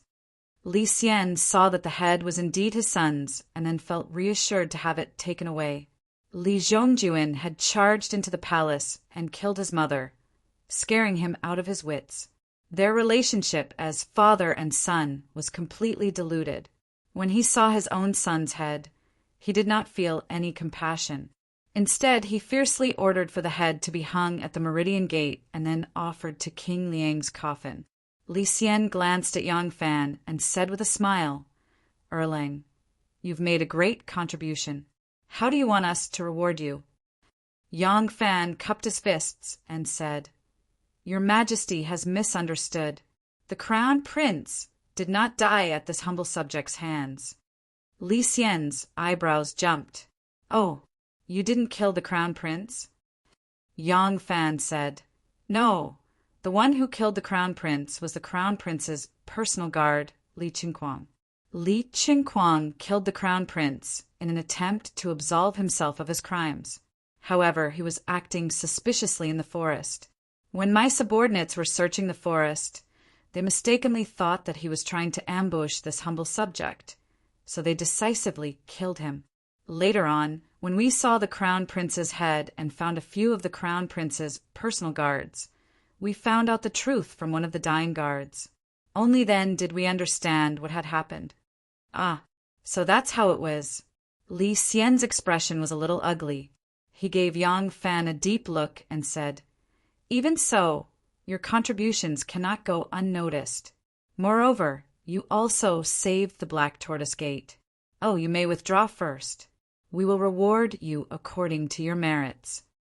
"Thank you, Your Majesty." Yang Fan cupped his hands, retreated 3 steps, and turned to walk out of the hall. Li Xian looked at his back, his expression gradually darkening. Behind the screen, Empress Wei and Princess and Lu walked out. Ever since the Wu family's incident, and Lu had been living in the palace for the past few days and hadn't gone back to pay her respects to her father-in-law and husband. The remnants of the Wu family had not been completely purged. She didn't dare to take the risk. Empress Wei walked to Li Xian's side and followed his gaze to look outside. Li Xian muttered, "The one who killed the Crown Prince was Li Qingquang, but only the people around him know. If he didn't say, who would know the truth? Such a great merit, but he wasn't moved. Ha! Ha ha!"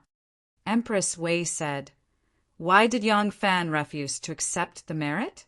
Was he worried that someone would counterattack one day, or did he not want to follow you with all his heart?" Li Xian's expression became even darker. Princess Enlil said in a sweet voice, "Father, mother, you think too much.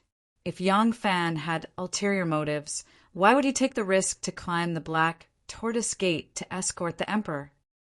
Empress Wei said, "Didn't you hear him say that he was also kept in the dark? If he wasn't on good terms with the Dugu clan, Dugu Hueji wouldn't dare to lightly offend the clan and would have killed him on the spot." Princess Enlil said, "So what? From escorting father out of Fangling, to supporting father in the coup d'etat, to charging into the palace to save the emperor and turning the tide, this person's loyalty is indescribable. He's just overly cautious and careful, always thinking of meeting people everywhere, so he isn't willing to walk the same path to the end." Li Xian said with a dark face, "Zhen is the son of heaven. If he isn't loyal to Zhen, where does he want to meet people everywhere? The Prince of Xiang? Humph! This is the greatest disloyalty." Empress Wei reminded, "He has done a great service. Do you want to solidify your reputation of being harsh and merciless?" Princess Enlil giggled and said, "Of course he has to be rewarded for his service. Didn't father just generously bestow Zhang Jianji and the others with titles? Isn't that right, father?" Li Xian's anger turned to joy, and he said with a smile, "It's still my darling daughter who is quick-witted." Princess Enlil giggled, her eyes rippling. It was hard to tell what she was thinking. When Xiaoman heard that her husband had returned, she hurriedly came out of the inner residence.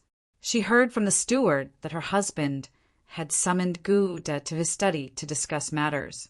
Xiaoman returned to the flower hall, sat by the arhut bed and sighed softly. Anu, who was excitedly making clothes for the child on the arhut bed, glanced at her and said, "Something on your mind?" Xiaoman shook her head and said, "The court is very busy.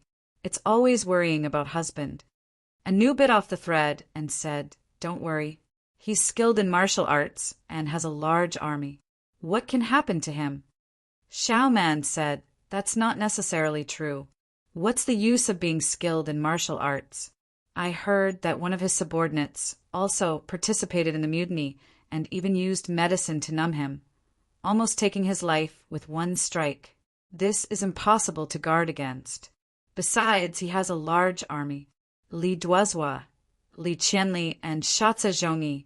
Which one of them doesn't have a large army? It's hard for a jar to break out of the well. The general will inevitably. How can I not worry?" When Anu heard this, her beautiful eyebrows also gently furrowed. After a moment of silence, she faintly said, "Men have to work hard outside. What can we women do about it?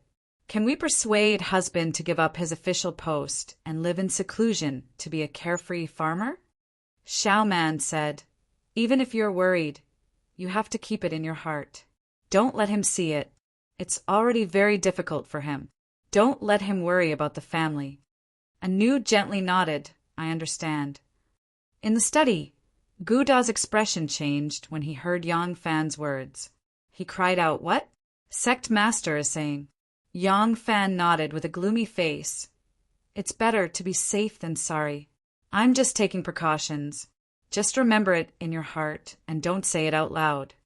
Gu Da hurriedly cupped his hands and said, "This subordinate understands." Chapter 1152. The summer night was windless. Gu Zhuting coaxed the child to sleep and told the wet nurse to carry him. She also had a servant fill the stone cage in front of the bed with crushed ice. Then she slowly walked to the bed, wanting to blow out the lamp and rest. At this time the door opened and someone walked in. Gu Zhuting said, "Everyone rest, no need to wait on me." No one answered, but the footsteps came closer.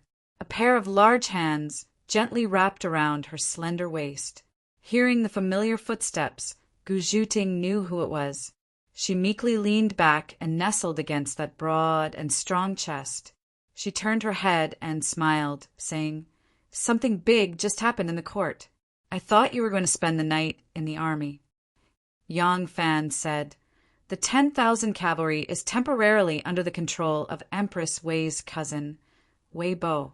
The emperor did not tell me to leave. But if I stay there, who will be the leader and who will be the deputy? The king does not see the king.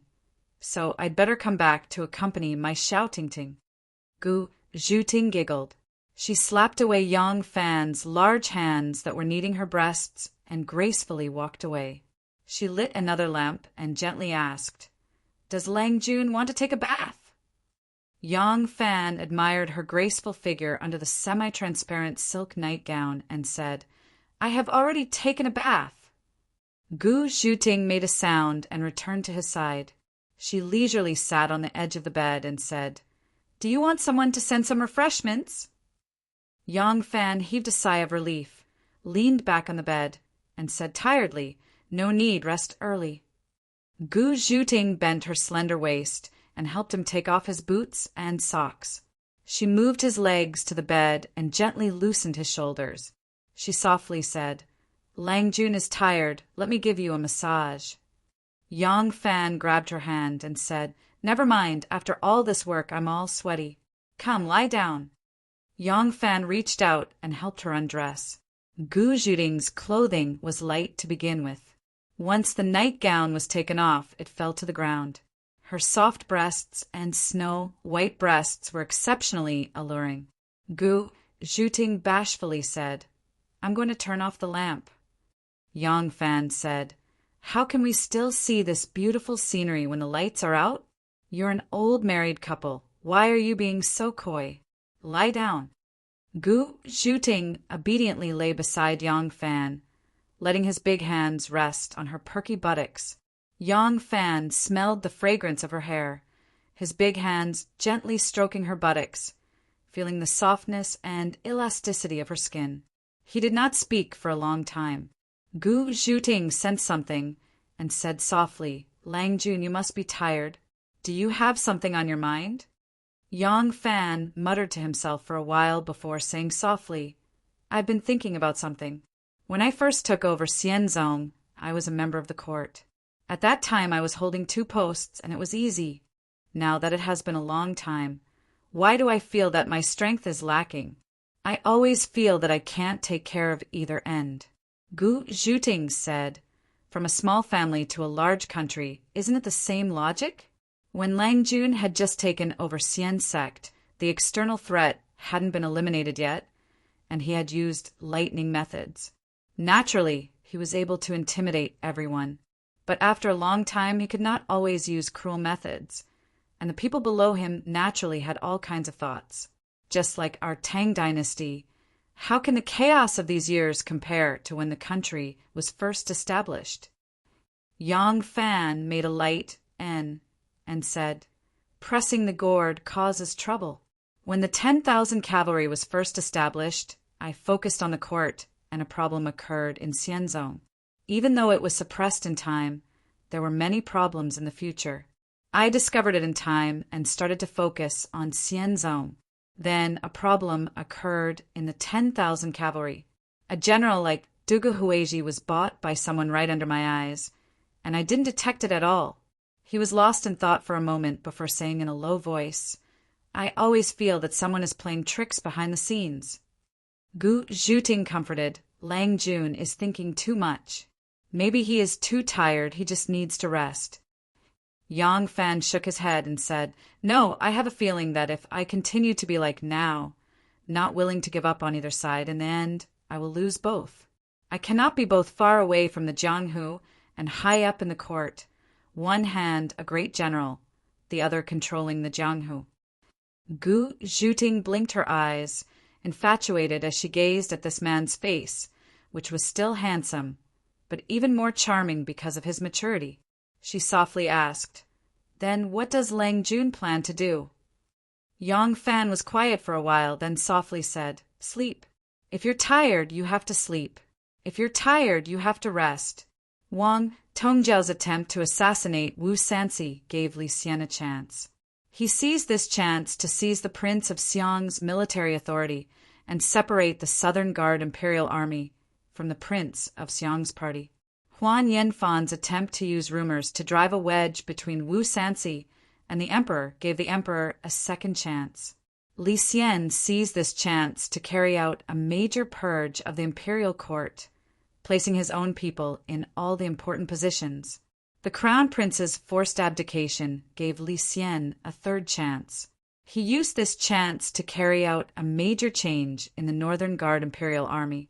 Wei Wen became the chief supervisor of the Chang'an army, as well as the highest commander of the Imperial Army. The left and right Imperial Guards were under the control of the two brothers, Wei Jie and Wei Zhuo. Li Xian also divided the 10,000 cavalry into the left and right Imperial cavalry. At the same time, he set up the left and right Imperial cavalry, imitating the setup of the 10,000 cavalry. They were under the control of Wei Bo, Wei Xian, the Empress's nephew Gaochong, and Enli's lover Wu Yanxiu, thus controlling the military authority. As for Yang Fan, he was once again promoted due to his meritorious service, receiving the title of Grand General, who supports the state, the Golden Seal, and Purple Ribbon, making him one of the three dukes. In the ranks of generals, no one had held the position of Great General of Heavenly Strategies since Li Shimin, because this was an official position once held by the emperor. As a result, there was only one rank above Yang Fan, Great General of Light Cavalry. In history, only Hua, Tubing, Ma Chao, Chao Hong, Si Qingyi, and a few others had held this position. If Yang Fan could live to the end of his life, he had a high chance of being promoted to Great General of Light Cavalry, standing on the same level as the other sages of the past. At the same time, his title of nobility had been promoted from the county marquis of the founding county to the county duke of the founding county. His fief had doubled from 1,000 households to 2,000 households. However, it should be noted that although the title of nobility had no real power, neither did the Grand General who supports the state.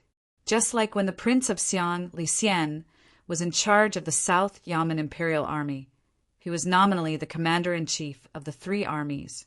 Great General Yang had been demoted. This was Li Xian's punishment for denying that he was involved in the death of the crown prince. Since you are unwilling to give up and label yourself as Li Xian, then I will deprive you of your power. Li Guo was very happy. For the sake of power, her grandmother had killed her son, daughter, grandson, granddaughter, members of the royal family, and ministers. Her father and her brother, the crown prince, were the same. For the sake of power, one forced her mother to abdicate, while the other forced her father to abdicate. The charm of power was irresistible. She believed that Yang Fan must be very unwilling to suddenly lose his power. Based on her father's favor, she was fully capable of returning power to Yang Fan. Of course, there was a condition. Yang Fan must crawl under her pomegranate skirt and willingly become her guest. She believed that even though Yang Fan could withstand the temptation of her beauty, he would certainly not be able to resist the temptation of power. Yang Fan had almost become a sore point in her heart. Perhaps it was true that the unobtainable was the best. She had always been thinking about this man. However, she was not in a hurry to throw out her conditions. She would first let that blind guy be disappointed for a while. Li Guo was busy preparing for her and Wu Yanxiu's marriage. She felt that Wu Yanxiu was much better than Wu Chongxuan. She was handsome and generous. She did not interfere with her flirting outside. She was a 1 in 1,000 Mr. Right. After Wang Tongjiao's death, his wife, Princess Ding, was married to Wei Zhuo by the emperor. The soil on Wang Tongjiao's grave had not even dried when they were married. Now that Wu Chongxuan had been dead for a month, Guo felt that she had not let her deceased husband down by delaying her marriage until now. Empress Wei was the happiest about Wu Sanci's death. Ever since the 5 prime ministers and the king of Xiong's faction had been stripped of their power, Princess Taiping's faction had also ceased all activities. The Wei faction's biggest competitor had become the king of Liang's faction. However, Empress Wei did not dare to challenge the king of Liang's faction for the time being. Now, King Liang had been killed by the crown prince. With King Liang's death, the Wu clan was like a group of dragons without a leader. There was no one capable, qualified, or prestigious enough to be the leader of the entire clan. The Wu clan all tried to curry favor with her, and Wu Sanxi's power in the court had no choice but to rely on her.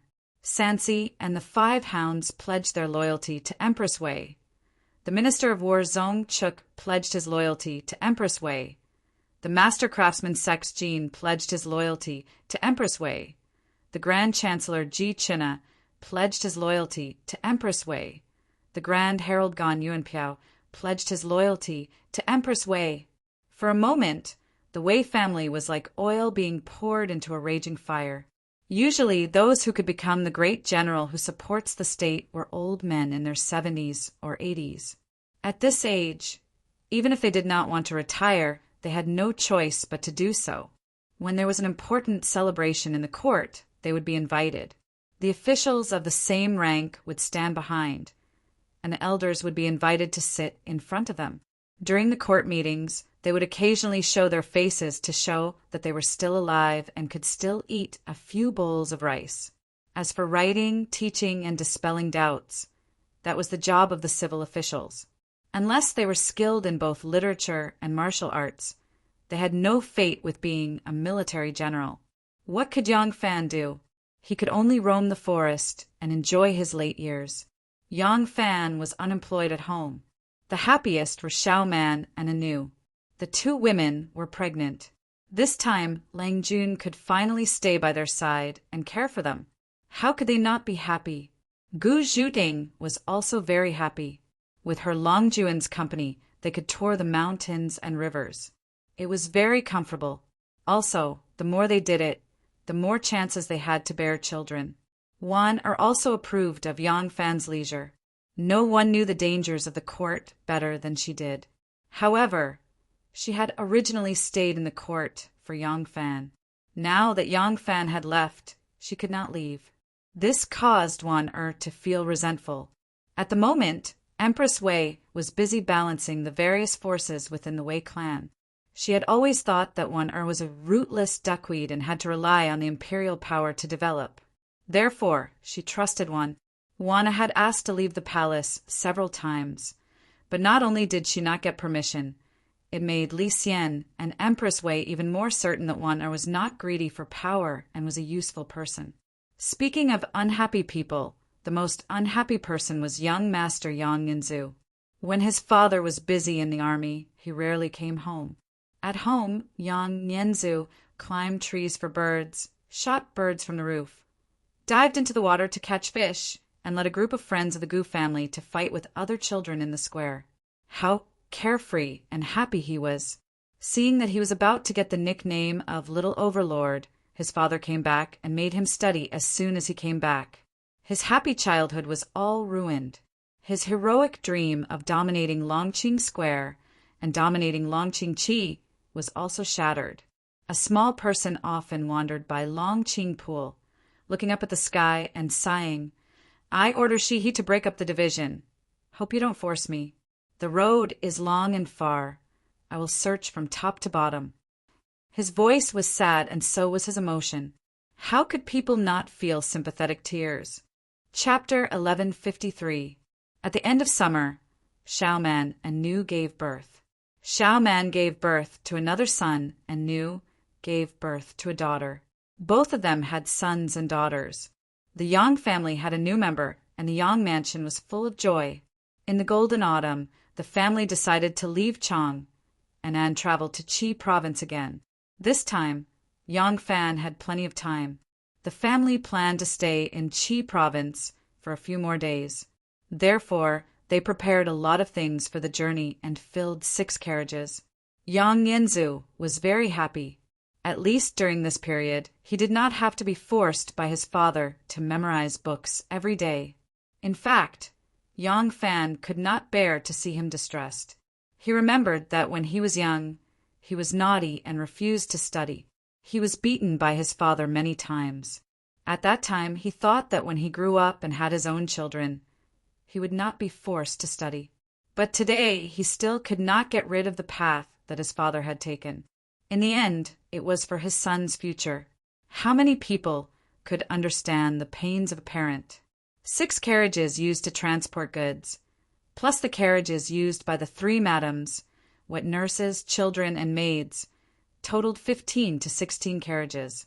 There were also nearly 100 guards and servants dressed in bright clothes and riding on horses. They majestically walked onto Vermilion Bird Avenue. Yang Fan was going to the farm in Qi province to relax, so he did not put on the ceremonial guard of the general-in-chief who supports the state. But for the convenience of the journey, the official lanterns and banners had to be hung up.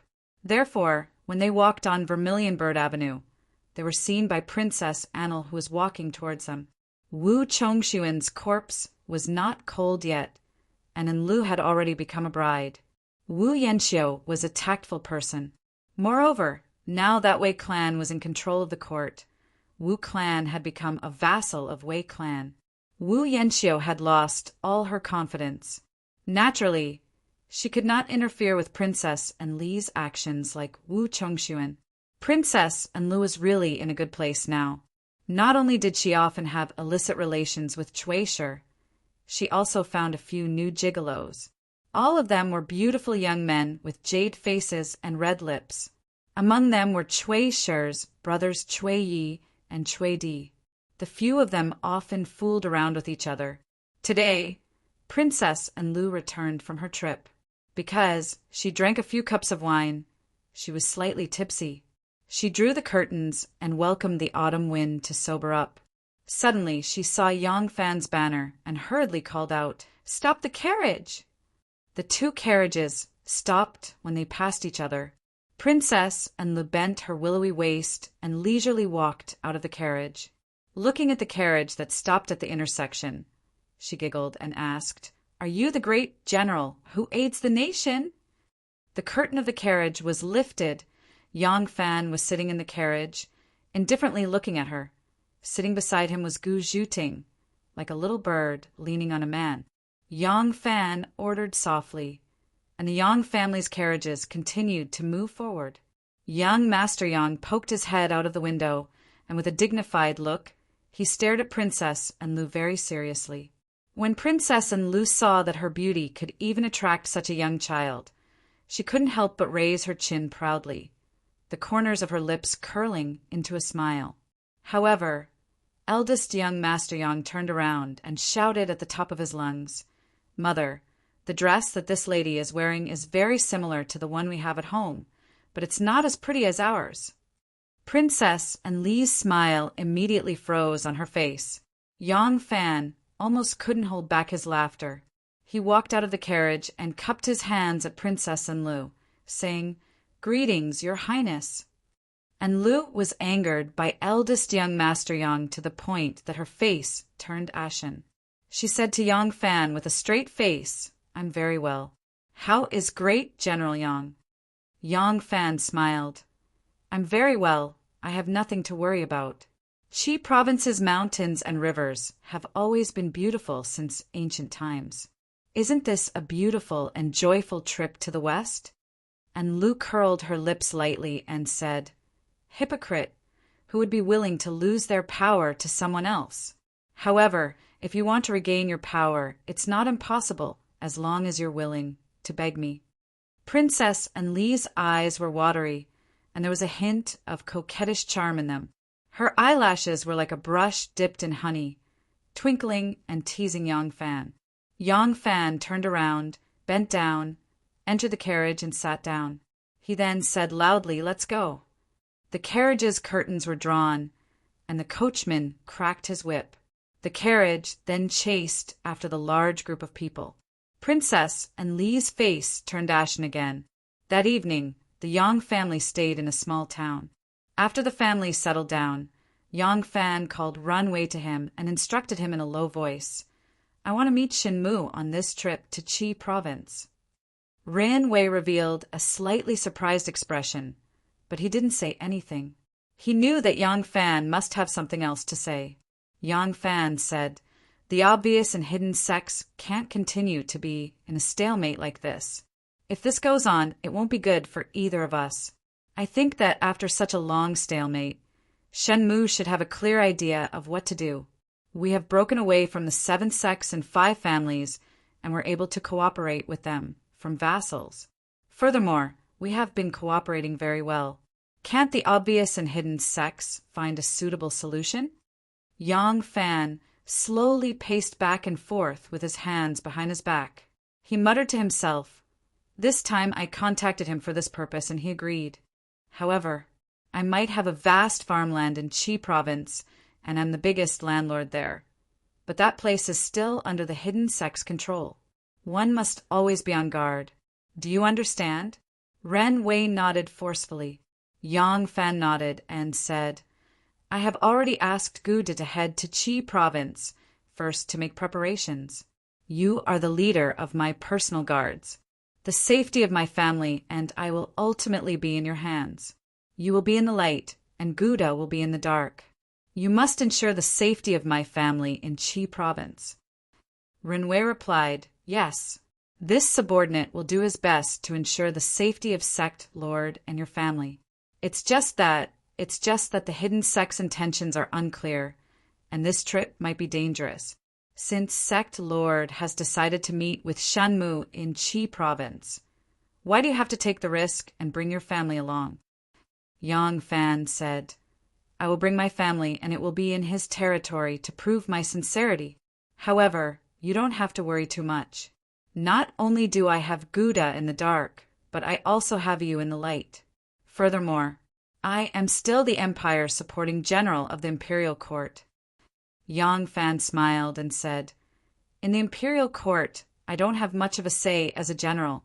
However, as the Empire supporting general, I represent the Imperial Court's reputation. If something were to happen out of nowhere, the Imperial Court wouldn't look good, and the local officials wouldn't be able to bear the responsibility. Do you think they wouldn't send someone to protect me? Shenmue's hidden sect might be roaming the pugilistic world, but they are also seeking power and wealth and not robbing others. I believe they won't take the risk out of desperation and do something that is too out of line. Ren Wei nodded and said, Yes, this subordinate understands. When Ren Wei saw that Yang Fan didn't have any other instructions, he cupped his hands and said, This subordinate will go make some arrangements now. Ren Wei turned and left. Yang Fan suddenly said, I know that there are some doyens in the sect hard dissatisfied with my forbearance and compromise. I also know that you beheaded Li Qingquang because you wanted to ease the conflict between me and the doyens and fight for more benefits for my obvious sect. The reason why I didn't accept it is because... Ren Wei stopped and slowly turned around to look at Yang Fan. Yang Fan said, It is because we are not looking at the present. We are looking at decades, centuries, or even millennia from now. Therefore, we cannot walk on a path that we can't turn back from once we step on it. Yang Fan stared at Ren Wei and said, If you are not in a position, don't think about politics. No matter how good your intentions are, I hope that you will abide by your duties in the future and not make decisions for me. As Yang Fan spoke, his expression turned cold. Ren Wei's body trembled slightly as he lowered his head and said, Yes, this subordinate understands. 5 zhang plains in front of the deep ditch that had been washed by the river. Yang Fan and Shenmue stood shoulder to shoulder. The power of heaven and earth had carved an incomparably magnificent picture here, and the passage of time had painted it with a layer of desolate glaze. Standing here, one could not help but feel nostalgic. Shenmue stood with his hands behind his back, his robes fluttering in the wind. His originally ordinary appearance was slightly elegant because of this. Yang Fan glanced at him, and then at Shenmue's guard, who was standing very far away. He said, You are not afraid that I will throw you down with my hand and smash you to pieces? Shenmue smiled slightly and teased him. Since you have brought your entire family to Qi province, would I doubt your sincerity? Yang Fan sighed and said, Brother Shin, in this year, the 2 of us have been estranged. Shinmu also sighed and said, "Fortunately, the obvious and hidden sects are not as incompatible as they used to be." Yang Fan said, "But if the two sides continue to be like this, there will be a day when they will really be incompatible because they will trip each other up and both sides will suffer great losses. No one can tolerate this kind of loss to continue indefinitely. I'm afraid that even you and I can't control what will happen when that time comes." Shinmu frowned and said, "You want to reconcile with me?" Yang Fan said, "Don't you want to?" The two of them looked at each other. Shenmu slowly turned around and looked down at the deep valley in front of him. He said, "The matter back then should not have escalated to such a stage. I admit that both sides wanted to earn more benefits, but the obvious and hidden sects had a very harmonious relationship at that time. Under normal circumstances, no one from either side would dare to take the initiative to provoke them. If the matter was blown out of proportion, then they would lose the original intention of seeking wealth." Yang Fan turned his head and looked at him in confusion. Shinmu slowly said, "I have my suspicions about this, but after investigating for a long time, I still couldn't find any clues. But later on, when I was handling another matter, my subordinates unexpectedly found an accountant who had a huge amount of wealth. It was very considerable." Yang Fan's eyes moved a little, but he didn't say anything. The wind fluttered his hair, and his gaze was like an arrow. Shinmu said he shouldn't have so much money, even if he embezzled all the money in his account. In fact, there was nothing wrong with his account, and he didn't embezzle a single cent. He didn't commit any crime, and no matter how rich his family is, it has nothing to do with our hidden sect. This matter should have ended here, but he just happened to be one of the main parties involved in the conflict between the obvious and hidden sects. Furthermore, the brother that I sent to investigate this matter happened to be especially shrewd." Yang Fan blurted out, "What did you find?" Chapter 1154. Shinmu remained silent for a long time before he slowly said, "What's strange is that I didn't discover anything." Yang Fan frowned and said, "That's it? Isn't this the same as saying nothing?" Shinmu suddenly laughed and said, "However, I am different from you. The rules of the government and the pugilistic world are different. On your side, you can't do anything without evidence, because once the rules of authority are broken, it will be a nightmare for all officials, unless you want to be a handsome official and have the support of the emperor. Even so, the outcome is worrying." Shinmu pointed at his own nose and said, "But the pugilistic world has its own set of rules. In the pugilistic world, if you are powerful enough, you can set the rules. Your words are the rules." Yang Fan let out a long sigh and looked into the distance. He said, "The pugilistic world yearns for it." Shinmu laughed and said, "If you yearn for it, why don't we swap? I have many strange people under me. Among them there is who is proficient in the art of bewitching. Thus, I asked someone to kidnap the shopkeeper, who is suspicious but has no flaws, and asked him to use the art of bewitching to interrogate him. As long as one's willpower isn't firm enough, those who are bewitched by his art of bewitching will confess everything."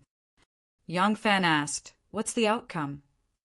Shinmu said he was indeed bribed by someone and accepted a huge sum of money. Then he blew the matter up and caused a conflict between the obvious and hidden sects. As a member of the hidden sect, he has long been dissatisfied with the obvious sect's competition. Furthermore, he felt that I was overly tolerant towards the obvious sect. From his point of view, he was just pushing the boat with the current for the sake of the hidden sect. Under the state of bewitching, he still didn't think that this was a betrayal to the hidden sect or to me. Yang Fan interrupted his words and said, "Brother Shin, aren't you a little too old?" Shinmu was startled and asked with astonishment, "Why?" Yang Fan said, "You can't get to the main point after talking for so long. I want to know who is the mastermind behind the scenes." Shinmu simply replied, "I don't know." Yang Fan was stunned. Shinmu said the person who bribed him didn't expose his identity. Even the person who was in charge of bribing him didn't know his name and identity. However, This person accurately grasped the shopkeeper's mentality and made use of the shopkeeper's dissatisfaction and anger. In addition to a huge sum of money, he made use of a person who still had no intention of betraying the hidden sect. Shenmu looked at Yang Fan and said, "This person is very good at grasping people's hearts, and he seems to understand the situation of our two sects very well." Yang Fan said, "And then? You won't let this go, will you?" Shenmu said, "That's right. With the financial resources and understanding of our situation, only the 4 factions would want to touch us." Yang Fan couldn't help but frown again. "So many?" Shenmu bitterly smiled and said, "Not only are there many of them, but they are also complicated. Among these 4 factions, one of them might be someone from my inner circle who is dissatisfied with my tolerance towards the hidden sect. Another might be someone from your inner circle who is dissatisfied with your tolerance towards us. Kiki, there will always be people who don't know the hardships of others and don't know the difficulties of their position. They will always think that they are at a disadvantage." Yang Fan grunted and said, "I've also suspected this before. What about the other 2 parties?" Shenmu said 7 sects and 5 families. Perhaps they are not willing to lose control of us and hope to provoke a fierce battle between us. When both sides are injured, they will come out to clean up the mess and bring us back into their control. Yang Fan said, "This is also possible." Shenmu said, "There is still the last party, which is the Lu clan." Yang Fan's eyes flashed and said, "Isn't the Lu clan also one of the 7 sects and 5 families?" Shenmu said, "But our goals are different, so I have sent people to investigate Lu Binji's whereabouts." Yang Fan thought and said emotionally, "No matter if it is the hidden sect or the hidden sect, if there is a senior elder who is dissatisfied with the current situation and uses his power to cause trouble in the dark, it will not be easy to find him. As for the 7 sects and 5 families, the 7 enormous aristocratic families, you cannot be sure who instigated it or who executed it. It is also as difficult as ascending to the heavens to investigate a secret of the aristocratic families that are impenetrable and impenetrable. As for Lu Binji, he is a person who should have the right to inherit the family. Since he has been stripped of his power, he is like a prince who has lost his power. The Lu clan will definitely be on guard against him and forbid people from coming into contact with him. They will also be very secretive about his current situation. It will be very difficult for you to find out." Shenmu nodded and said, "It is best that you know. This is the reason why I did not contact you all this while, and watched as the relationship between both sides became more and more indifferent. I hope that the mastermind behind the scenes believes that both sides have completely broken off. I hope that he will make a move again. Since I have already noticed it, as long as he makes a move, it will not be so easy for him to escape unscathed." Yang Fan said, "But they have not made a move again?" Shenmu said, "Yes, they have not. It seems that they only did this one thing and lost interest in us. Therefore, I think that among the 4 suspicious forces, the Lu family is the least suspicious. If the mastermind is Lu Binji, with his hatred for you and me, he wouldn't have done such a trivial thing and then disappeared." Yang Fan said, "For the past year, the imperial court has been very busy. If we are not careful, we will fall. Thus, I have put more effort in this area and neglected many other things. When the crown prince rebelled, I was drugged by my own people and almost lost my life." Shenmu said, "I already know about this. Fortunately, nothing happened to you.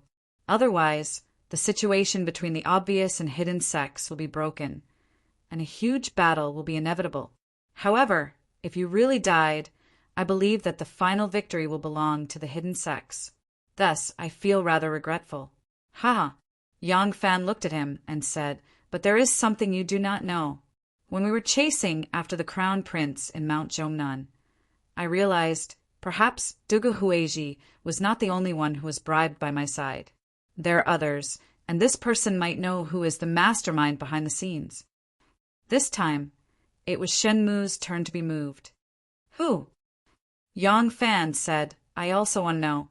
This is the main reason why I invited you here. After the obvious and hidden sex patriarchs broke off, they suddenly had a secret meeting. Oh, I think they will tell the mastermind about this, right? While Yang Fan and Shenmu were talking about Lu Binji was in a hidden courtyard in Chang'an. He was dressed in a spotless and snow-white robe, sitting cross-legged and playing the zither. The sound of the zither was melodious, and it seemed like Lu Binji was in a good mood. There was a praying mat on each side of him, and two men dressed in green were kneeling with their hands on their knees. They had solemn expressions. One of them was in his early 20s, and he had sword-like eyebrows and starry eyes. He was extraordinarily handsome. Although he was wearing a long robe that covered his well-built body, it was still hard to conceal the muscles on his back and arms that could burst out with powerful strength. This person was obviously a martial artist. The other person was different. He was in his early 30s, and he had a small beard. He had an elegant and refined demeanor, and he had the unique charm of a mature man. He sat there quietly with his eyes slightly closed. He had a smile on his face as he listened to Lu Binji's zither. The gentle sunlight shone on his body, and he looked like a book that emitted the fragrance of ink. His scent was completely different from that young martial artist, but they both had a special masculine scent. After Lu Binji finished playing, he gently pressed his fingers down and stopped the lingering sound of the zither. He smiled and said, "Shenmu and Yang Fan, huh? There's no need to pay attention to them. Yang Fan's power has fallen, and he can only focus on Jianghu from now on. There's already a flood dragon in Jianghu, so how could he allow him to spy on his territory? They will fight sooner or later. If we intervene now, we will arouse their vigilance, and that won't be good." A respectful reply came from the door. Yes, this lowly officer will immediately reply to him according to young master's instructions. It turned out that the barrier door was closed, and there was a person kneeling at the door. This person was covered in dust, and it was obvious that he had come from afar. The barrier door was closed, and the sound of distant footsteps could be heard. Lu Binji turned to the two kneeling in front of him and said, "The two of you have your own unique skills. One of you is a martial artist, and his bowing technique is especially brilliant. The other has exquisite medical skills and is especially good at treating diseases related to gynecology. I have racked my brains to transfer the two of you into the Featherwood Guard and the Imperial Physicians' Bureau. Are you clear on your mission?" The two bowed and said, "Mr. Ding has already clearly explained the mission that young master has given us." "Very well, you can leave now. For the sake of your safety, this young master will not contact you again until you make some progress. The two of you must take care of yourselves." The two placed their hands on their knees and bowed to Lu Binji before walking out. Lu Binji stared at their backs. Once the barrier door was closed and his hands were placed on the zither, he heard another voice from outside. "Young master, I've returned." The barrier door opened, and Dingyu took off his shoes and entered the room, bowing to Lu Binji. "Sit." Lu Binji raised his hands from the zither and confidently brushed them to the right. Dingyu sat down on the prayer mat. Lu Binji asked, "How is the matter going?" Dingyu replied, "The Prince of Xiang is in a bit of trouble. We tried to get in touch with him, and after probing, we discovered that although he was rather dissatisfied with his current situation, he had no intention of resisting. Our people were too enthusiastic and almost made him wary of us. However, we have made considerable progress with Princess Taiping. Princess Taiping's #1 strategist, Grand Sir Mo, is very passionate about power. The Prince of Xiang and Taiping's faction have suffered great losses, and the Wei clan's faction has suddenly emerged as a new force. In order to grasp as much wealth and power as possible, Grand Sir Mo seems to be somewhat unscrupulous." Lu Binji thoughtfully said, "Princess Taiping? Haha, although Wu Zetian is already dead. She ruled the world for 20-some years and became the first female emperor since ancient times. Her influence is truly not small. Even now, women's thirst for power is still greater than men's. Princess Taiping, Empress Wei.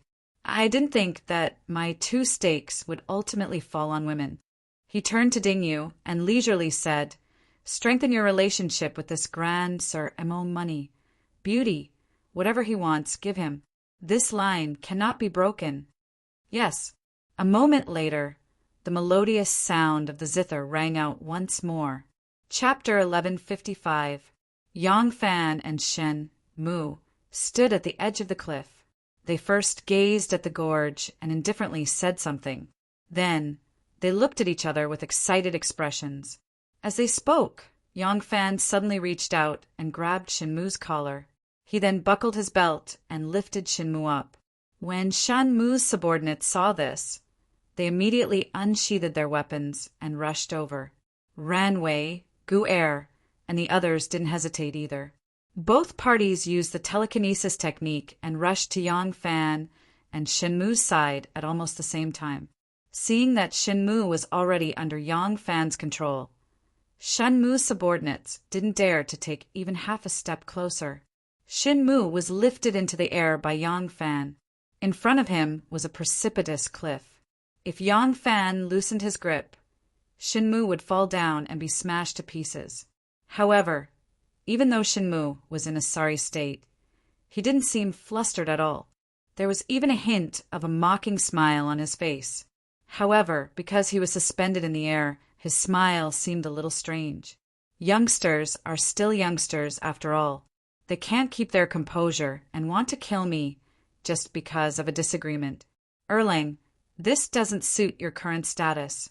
Why don't you think about whose territory this is? Even if you can kill me, do you think you can leave safely? Don't think that you can guarantee your safety just because you're an official. Even if you can mobilize the army to escort you back to the capital, you and your family will continue to be hunted until you die. Do you believe that? I don't believe it. Yang Fan sneered and suddenly threw Shen Mu forward. Shen Mu's subordinates cried out in alarm. They realized that their sovereign wasn't being thrown down the cliff, but towards them. Several of them quickly abandoned their weapons and went to catch Shen Mu. Yang Fan threw Shen Mu with quite a bit of force. Those people caught Shen Mu and had to take a few steps back before they could dissipate the force. Yang Fan said, shameless boasting, so what if you're a young Master Jiang? If you die, then so be it. When the tree falls, the monkeys scatter. Do you think that your men will be loyal to you? After you die, will they still be loyal and devoted to you? Shen Mu stood still and tidied up his clothes. He smiled and said, since you don't believe me, why did you let me go? Yang Fan pressed down on the hilt of his saber and said sternly, because I want to defeat you fair and square. Shen Mu disdainfully glanced at him and said, you. Yang Fan said solemnly, just me. In the past, I spent too much energy on the imperial court, which gave you the opportunity to take advantage of. Now, as long as I focus on Jianghu, Jianghu will no longer be your world. The future king of Jianghu will definitely be called Yang Fan. If you don't believe me, just wait and see. Yang Fan didn't seem to want to bicker with Shen Mu anymore. He waved his hand and left with his men. Shen Mu's men turned their heads to look at the sovereign. Shen Mu's relaxed smile disappeared the moment Yang Fan turned around. There was only a trace of cold, killing intent in his eyes. After Yang Fan left, he immediately left Wuzhong Plain with his family. They sped all the way until they reached the intersection of the official road outside a big city. At this time, a group suddenly rushed over from another road. Under the command of Ren Wei, Yang Fan's hundreds of guards immediately became alert. The sovereign tried to reconcile with Shen Mu, but both sides became more and more tense. Although they were already close to the city, and it was unlikely that someone would rob and kill the current defender-supporting general, no one could guarantee that such a thing would not happen. The group of people gradually approached. When they saw their faces clearly, Ren Wei and the others were stunned. This group of people was a little too strange. A small half of them were border soldiers, but the other half were Tubo people wearing triangular lapel robes and wide-brimmed hats. Judging from the flags they were waving, there were flags of both Tang and Tubo. This was obviously a group of Tubo people escorted into the city by the border army. Even so, Ran Wei still didn't dare to be careless and ordered his men to be on high alert. When those people arrived in front of them, they found it strange that Yang Fan's men looked as if they were facing a great enemy. However, they didn't think that someone would dare to rob and kill soldiers here. Therefore, they only looked at them curiously and turned into the main road into the city. The soldiers in front had just turned into the official road when a border army general lightly galloped over. When this person saw Yang Fan, he was immediately startled. After taking a closer look, he immediately dismounted from his horse and hurriedly took a few steps forward. He cupped his fists towards Yang Fan and said with slight excitement, "Qizhou's Major Qian, Jiu greets the defender-supporting general." Yang Fan was wearing a casual robe at this time. He didn't expect that someone would recognize him in this place. He was slightly startled and asked in surprise, "Major Qian, you recognize me?"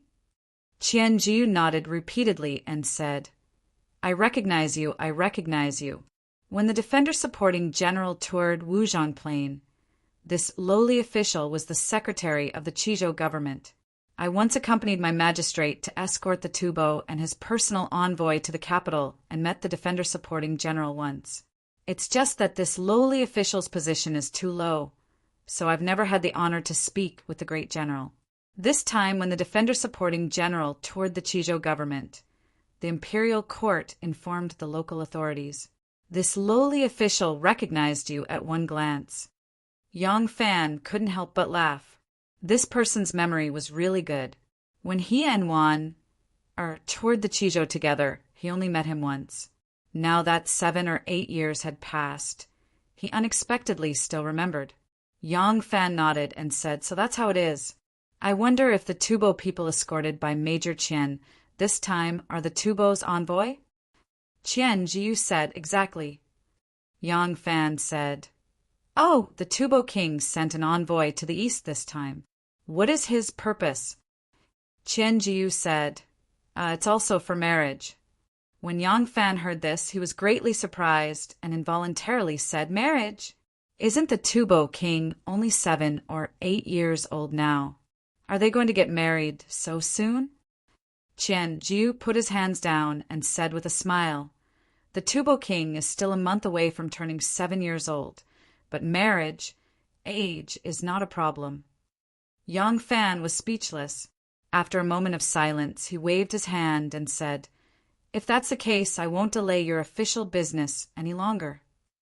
Qian Jiu hurriedly said, "How can this lowly official dare to compete with the great general who supports the state? Great general, please go first." Yang Fan said, I came to Shiqi this time to tour the mountains and enjoy the scenery. Only by riding the reins of the horse will I be able to enjoy the scenery. You go, don't worry about me." Only then did Qian Jiu reluctantly agree. He led the horse for a distance before climbing onto the horse's back. He then ordered his men to slow down to avoid stirring up dust and making the great general unhappy. Seeing how meticulous he was, Yang Fan's impression of this person deepened a bit. In the cloud-gazing pavilion, Li Xian and Empress Wei sat there, smiling as they watched the shouting and neighing of the horses on the field outside the pavilion. A small vermilion-red ball, under the struggle of the 10 people on both sides, continuously transformed into a red arc that swept across the sky. On the wide polo field, 10 horses galloped back and forth freely. The riders on the horses waved their staves as if they were brandishing horse-slaying swords. They were full of murderous intent and were as graceful as dragons. Among them, there was a young and handsome rider whose skills were particularly superb. Whether it was galloping on the horse or swinging his stave to intercept the ball, he was awe-inspiring. He was bare-chested, and his strong muscles glowed with a bronze light. Due to excessive exercise, his firm muscles glistened under the sun, revealing a kind of infatuating masculine beauty. Good. Seeing that the rider swinging his stave again, the red ball drew a beautiful arc in the air and fell into the goal. Empress Wei couldn't help but applaud and exclaim, "That was a great hit!" Si-sun, what's this young man's name? Because Yang Si-sun had beheaded Yi Huli under the Black Tortoise School. He had been put in an important position by Li Xian. Now, he was a high-ranking eunuch serving the emperor. Hearing Empress Wei's question, Yang Si-sun glanced at the young man and recognized him as the imperial bodyguard Yang Jun, who had just entered the Yulin Guard for less than a month. He replied, "Replying to your ladyship, this person's surname is Yang, and his full name is Yang Jun." "Yang Jun!" Empress Wei nodded and raised her charming eyebrows, saying, "This man hit the ball well. Reward him with 3 gold coins." Yang Si-sun quickly agreed. A young eunuch went to the palace treasury to retrieve the gold to prepare as a reward for Yang Jun. At this time the field changed, and at the same time it was half-time. Empress Wei withdrew her gaze and began to chat and laugh with Li Xian. When the second half began, Empress Wei suddenly felt some discomfort in her stomach, so she left early to return to her chambers to rest. Li Xian was a fan of the Ma family. Seeing that his wife didn't seem to be seriously ill, he stayed behind to continue watching the game. After Imperial Physician Luo Jinrong received the Empress' decree from the palace eunuch, he asked about the Empress' discomfort. After a moment of thought, he said, "This Imperial Physician will arrange for a suitable Imperial Physician to enter the palace. Please wait a moment, eunuch." Imperial Physician Luo Jinjing walked out of his room and called over a young medicine boy, telling him to summon Imperial Physician Ma Chinka. A moment later, Ma Chinka hurried over with the young medicine boy. This Ma Chinka was about 30 years old. His face was like a crown of jade, his eyes like bright stars, and his temperament was refined. He was truly a man of striking appearance, and in his every movement there was an indescribable refinement, as if he was a scroll filled with the fragrance of ink. Who knew how many young girls who lived in the legends of talented scholars and beautiful women would fall in love at first sight when they saw such a distinguished person? When Ma Chinka saw Luo Jinrong, he smiled and cupped his hands, greeting, "Imperial Physician Luo." Luo Jinrong said, "Imperial Physician Ma, Her Majesty's jade body is not well. She wants you to enter the palace to treat her." Ma Chinka made an sound and happily bowed, replying, "Yes, this Ma will enter the palace now." Luo Jinrong continued, "Her Majesty's jade body is very precious. You must be especially careful when treating her.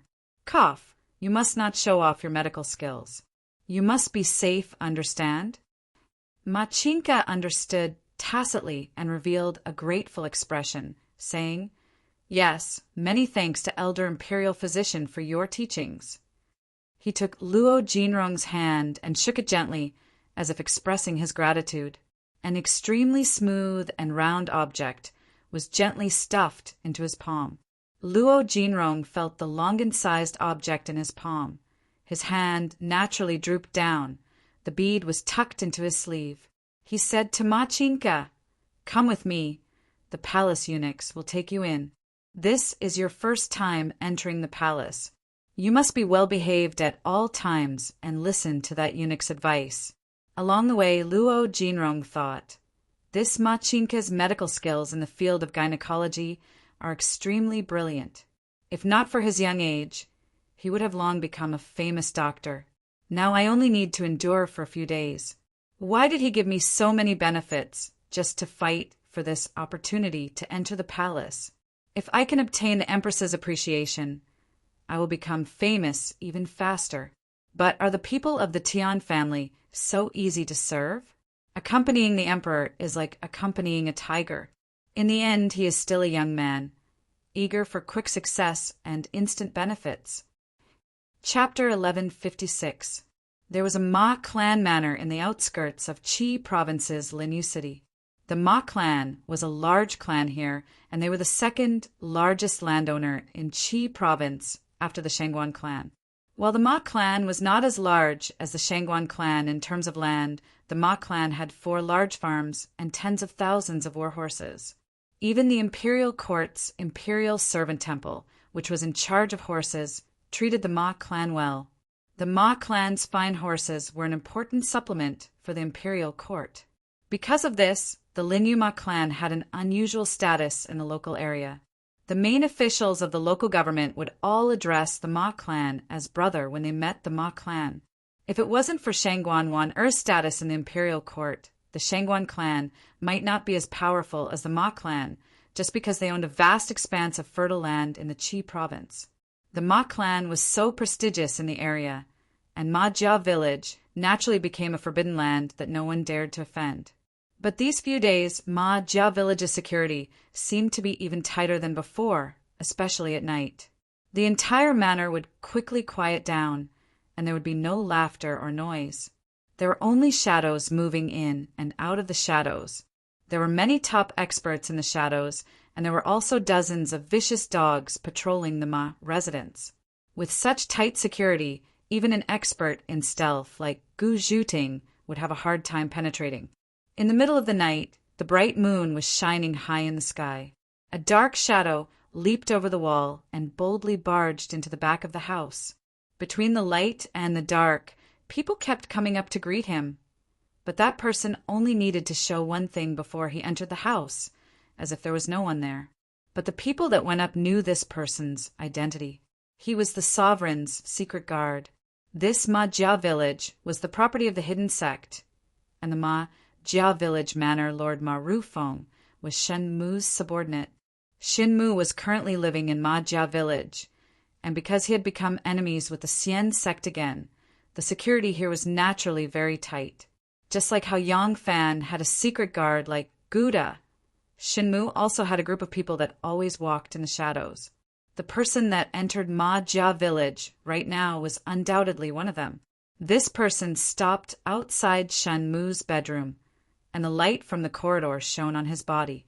He had a tall and sturdy body, and his face was covered with a green cloth that only revealed a pair of bright and spirited eyes. Someone went in to report, and a moment later, the barrier door opened.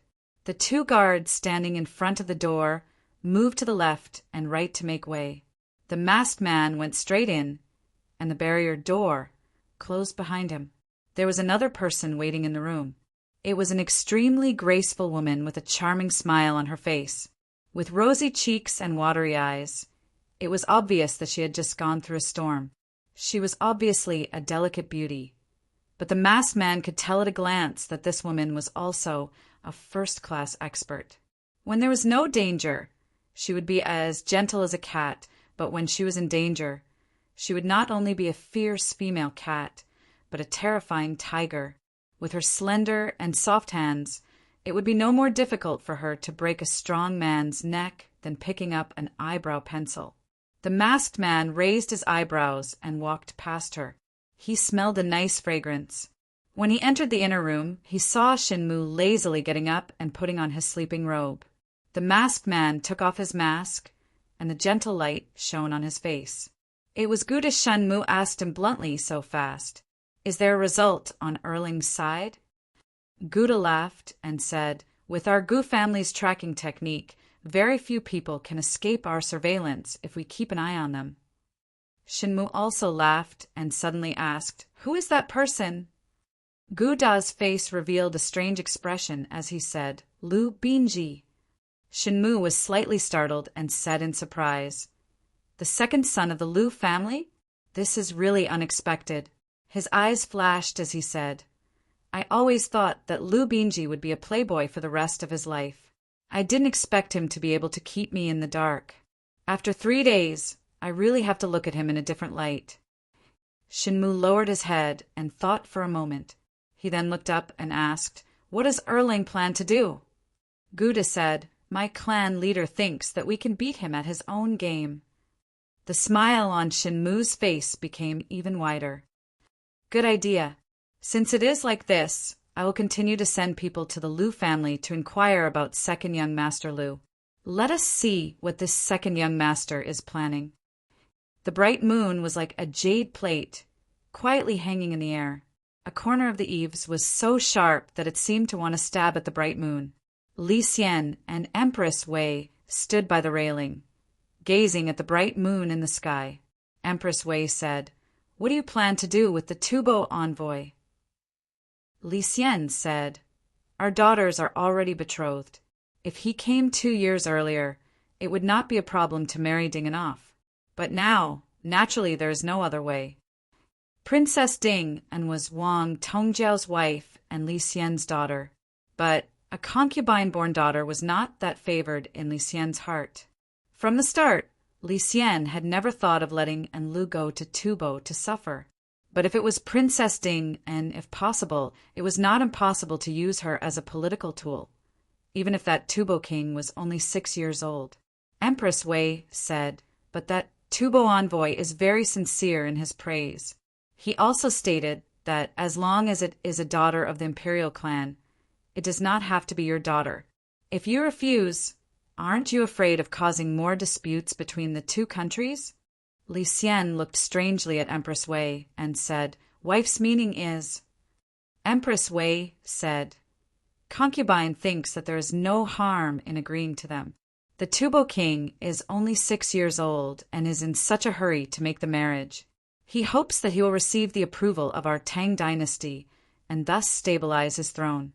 The Tubo princes have never given up their ambitions for the throne. If we can win over Tubo right now, it will be of great benefit to our Tang dynasty." Li Xian said, "Xiang princess? Once Xiang princess marries Tubo, won't it strengthen Xiang princess's power?"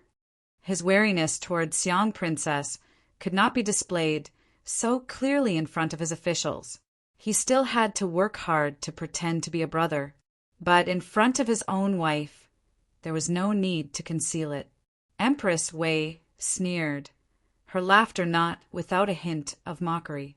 Li Xian glanced at her with some sensitivity. Empress Wei said, "Times have changed. Now it cannot be judged according to the original situation. At that time, Tubo and the Turks proposed at the same time. One wanted to marry Xiang princess, the other wanted to marry the crown prince's son. Their purpose was to provoke a struggle for the throne. Now that you have become the emperor, the situation is naturally different. Moreover, the Tubo king is still young and his throne is not stable. He proposed to the Tang dynasty in the hope of gaining the approval of the Tang dynasty. He does not have the strength to interfere with our internal affairs. Making the marriage with Tubo is precisely the time for our court to exert influence in Tubo. Think about it. If this happens, will the Tubo king curry favor with you? Will the Tubo princes curry favor with you?" Li Xian listened and nodded his head repeatedly. A trace of ruthlessness flitted across Empress Wei's face. She said, "Moreover, Xiang princess has performed meritorious deeds for you and for the country. He is also your brother. If he does not make any mistakes, you will not have a suitable excuse to deal with him. If he does make some mistakes in this matter when the time comes—" Li Xian understood tacitly and revealed a proud smile. Empress Wei continued, "Even if he is cautious and always plays the turtle, as long as Tubo sends troops to invade and harass our Tang dynasty, don't you think he, as the father-in-law of Tubo, will find it very awkward? Will he avoid arousing suspicion? When the time comes, he will have to know his place and behave himself, not daring to make the slightest mistake." Hearing this, Li Xian's heart burst with joy. Putting his arm around Empress Wei's shoulder, he said, "Wife is truly your husband's strategist. If I leave you, your husband really does not know what to do." Li Xian only made a gesture of intimacy, but the two had not been intimate for many years. Empress Wei felt rather uncomfortable. Without a trace, she left Li Xian's embrace and said, "Since the decision has been made, husband should issue an edict to the prince of Xiang's residence tomorrow. Your wife is tired and wants to go back and rest." Li Xian awkwardly said, "All right, wife can rest. Your husband will also go to sleep." Watching Empress Wei leisurely walk toward the Empress's palace, Li Xian gave a light sigh and went straight to his own quarters. In Empress Wei's palace, she lightly creased her moon-like brows as she drank the last mouthful of the disgusting medicinal concoction. A maid immediately brought over a cup of sweet water mixed with honey. Empress Wei rinsed her mouth and glanced at Machinka, who was solemnly standing in front of the bed. She said, "After taking the medicine you prescribed, Ben Gong truly did feel a bit more comfortable, but there was no great improvement.